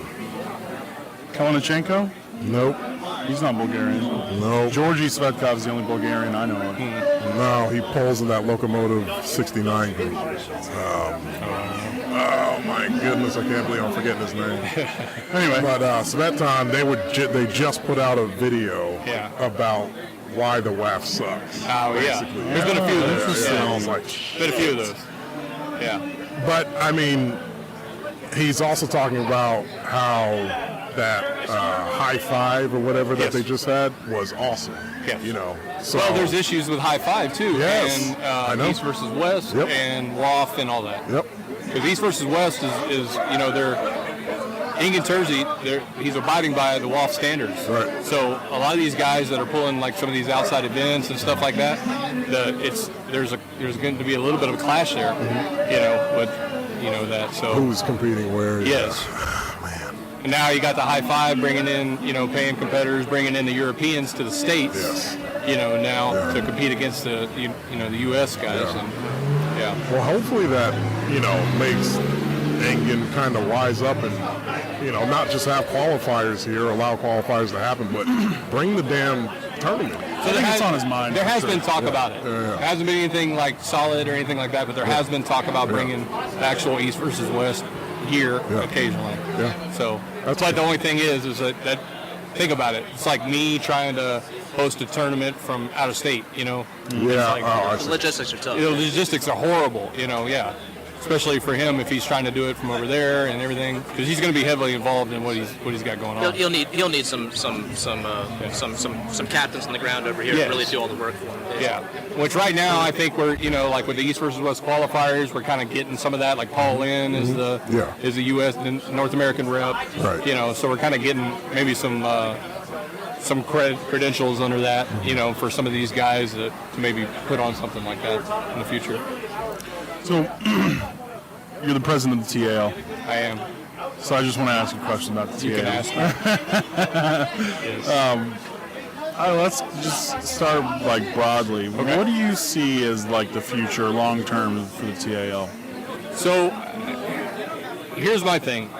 I'll kind of backtrack a little bit, and it'll kind of lead into where I think. So, I think there's a lot of talk about why arm wrestling isn't what it is, right? No, it's not exciting, it's not this. And all those things seem to factor in. But in my opinion, it's because it's not a sport that starts from the bottom. And what I mean by that, there are no, we do youth classes, but there's no youth arm wrestling in North America. Let's face it, pretty much arm wrestling is mostly men in their mid-30s. Right. That myself included, that did some stuff in the past, needed to find a new little niche, and here we are. Right. Why is that? Well, one is, even though arm wrestling can be extremely physical, you can take it to that level, for the vast majority of people, it's not. It's just not. It's not. You don't have to go out and run and do cardio and do all these body weight lifts and stuff like that. You could literally just train arms, and you could probably have some mild success by doing that. Yeah. You know what I mean? So it's a very easy sport to do. And you think that's why it's not being competed in by younger people? I just don't think we have. It's arm wrestling as a whole has garnered that from the beginning. Like, we haven't started that. Even TAL, it's not where I want to be. Like, I'd like to be able to start hosting youth events and stuff and building the youth up from that. That way you have children like my son growing up in the sport. I mean, you think about baseball and basketball, these kids are playing from peewee all the way up. So you're saying it's a sport that typically people get into in adulthood, but Absolutely. It should be the sport that people get into in childhood. Yes, I think that it would turn the sport around if we had a youth base that could carry it on through the sport like all the other mainstream sports. So how do you make that happen? I know we have a kids class and we have a teens class, but I think we don't know if they're even going to be there. Exactly. It's about like the women, Right. It's a slow starter. Yeah. But at least for the women, there's a cash prize. Yes. How do you incentivize kids and teens to come out to an arm wrestling tournament? I think we have to do stuff, not saying necessarily cash prizes, but I think we need to do stuff like kids tournaments. Something to strive for. So they're not just competing in a class because they're mom and dad. Like, I'd like to get to a point where we hold a kids tournament and the mom and dad show up, and maybe the dad or whatever is an arm wrestler, but he doesn't get to arm wrestle that day because it's just about the kid. Yeah. And it would take time to build that up. But I think that's part of the issue is just sheer numbers. Yeah, about a generation is how long. Yeah, like when you look at anything else, like if we're out there seeking sponsors and stuff like that, we only have roughly 300 to 400 pullers maybe in the state of Texas. That's like nothing compared to the population. But if there are probably 20 times more kids playing peewee ball than there is arm wrestlers in the whole state of Texas. So like when we're going out trying to seek sponsorships and stuff, football for way more than that's that. what I'm just off the top of my we're head. In Texas, yeah. But I'm just saying the sheer numbers. Like religions. Arm wrestling is nothing, in numbers wise. Yeah, imagine we had like in PE class, elementary school, you had arm wrestling day, like you had dodgeball day. Well, I guess they don't do dodgeball anymore, but you get my point. Yes. When I was in school, I'm a little bit older than you, but I remember martial arts had a problem, the same kind of problem, of getting kids in the door. So they would go to schools, and they'd do a presentation, and they would say, hey, like, come in, we'll, come into our school, you can have the first week free, you can try it.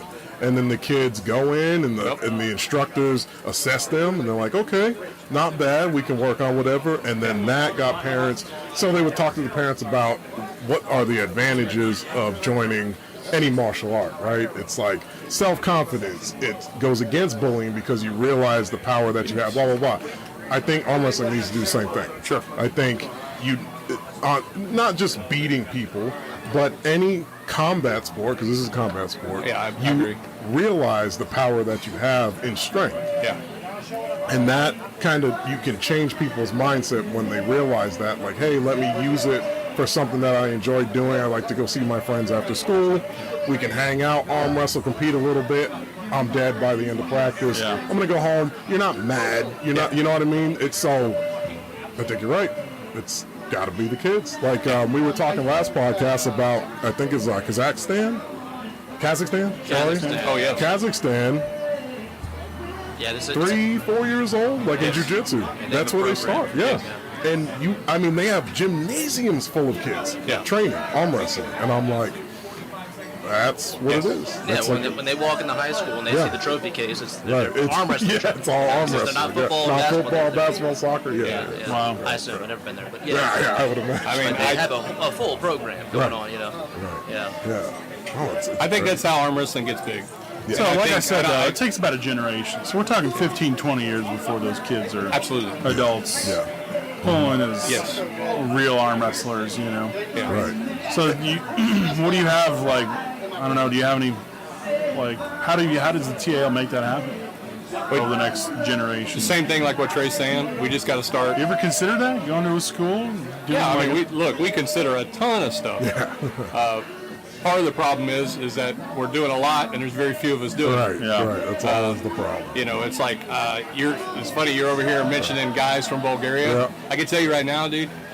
Short of like Texas and some of the outside, like in North America a little bit. Yeah. I can't even follow any of that other stuff. Right. Yeah. Because I got so much going on hands full. with just here like in Texas alone. Yeah. Right. So it's kind of like I don't even watch arm wrestling videos anymore. Like when I started arm wrestling, right? We all did it. We spent hours on YouTube and stuff like that. Yeah. And like the second I kind of got involved in the TAL, that slowly faded away. Like I don't even watch East versus West, King of the Table, stuff like that. Right. But as far as like all the random videos on YouTube and stuff like that, I don't even watch them anymore. I just don't. Yeah. You know? Yeah, I hear you. Yeah. Yeah, it's tough. It's like one person at a time, right? Because I mean, if you're going to convince kids to do it, you have to convince the adults to do it. Yep, absolutely. You have to convince the coaches to do it. You have to convince the teachers to be on board. You have to convince everybody to be. You have to convince them that this is something that is beyond what you say. Just putting an arm down it's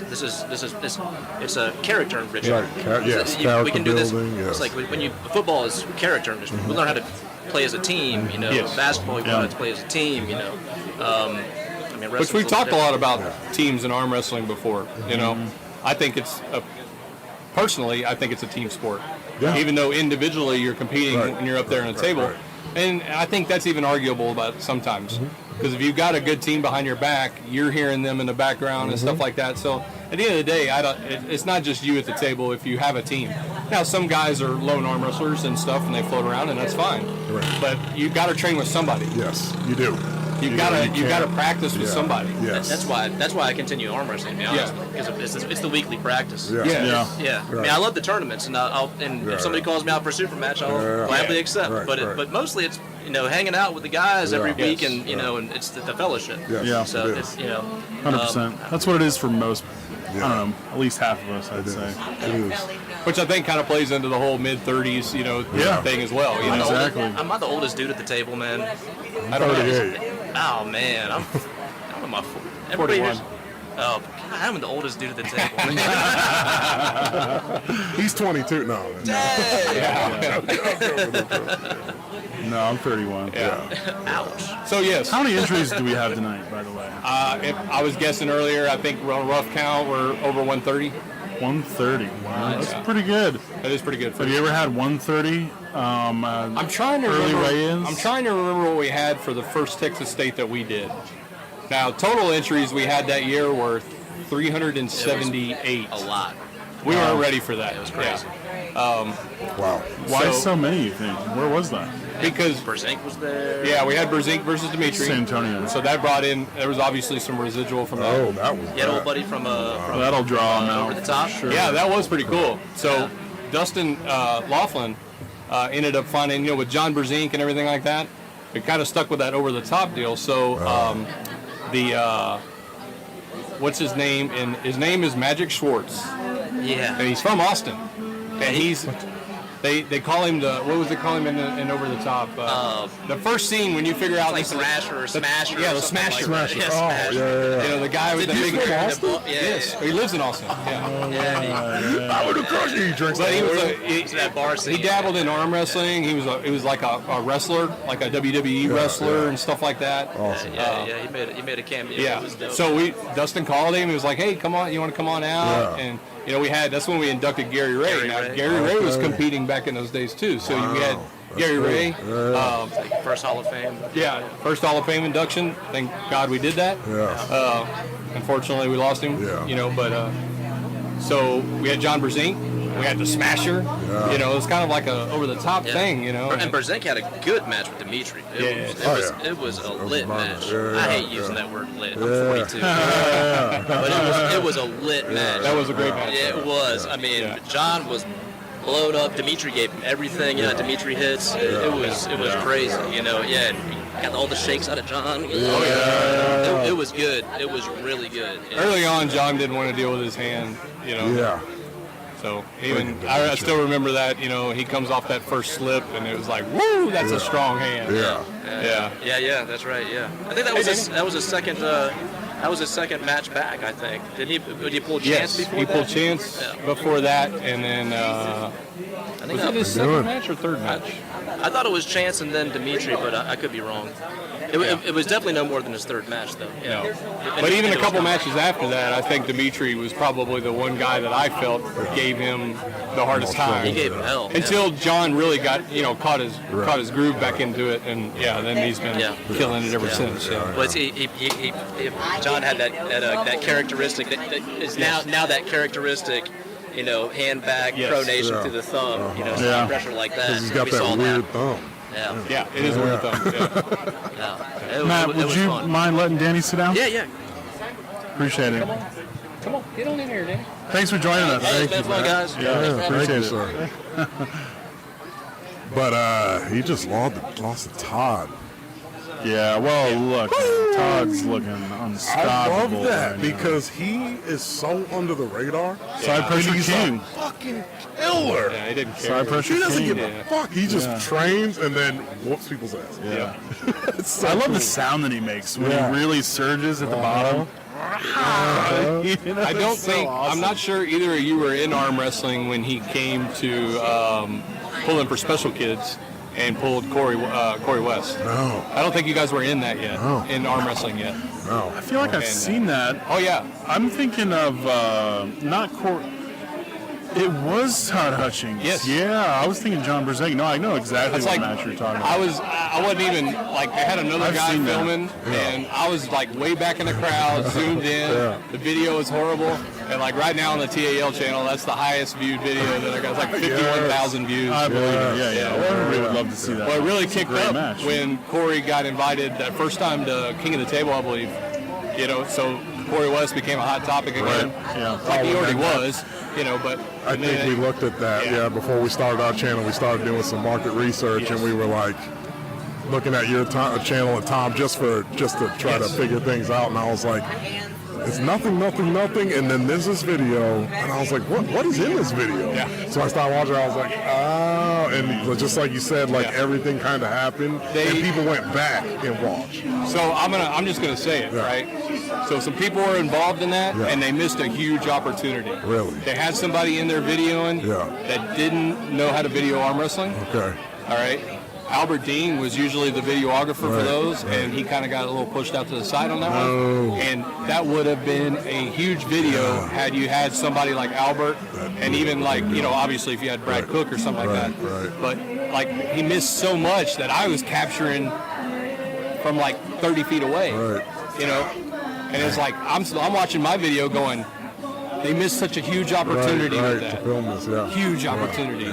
Insane. That was a fun match, too. I think Corey won the first round, and Michael Todd was in the background, just red-faced, just hyped. Well, I made a little short, like a YouTube short, and there's this point where Michael's back over here, and Todd walks by him after pinning Corey one time. He's just got this death stare on Todd, how dare you?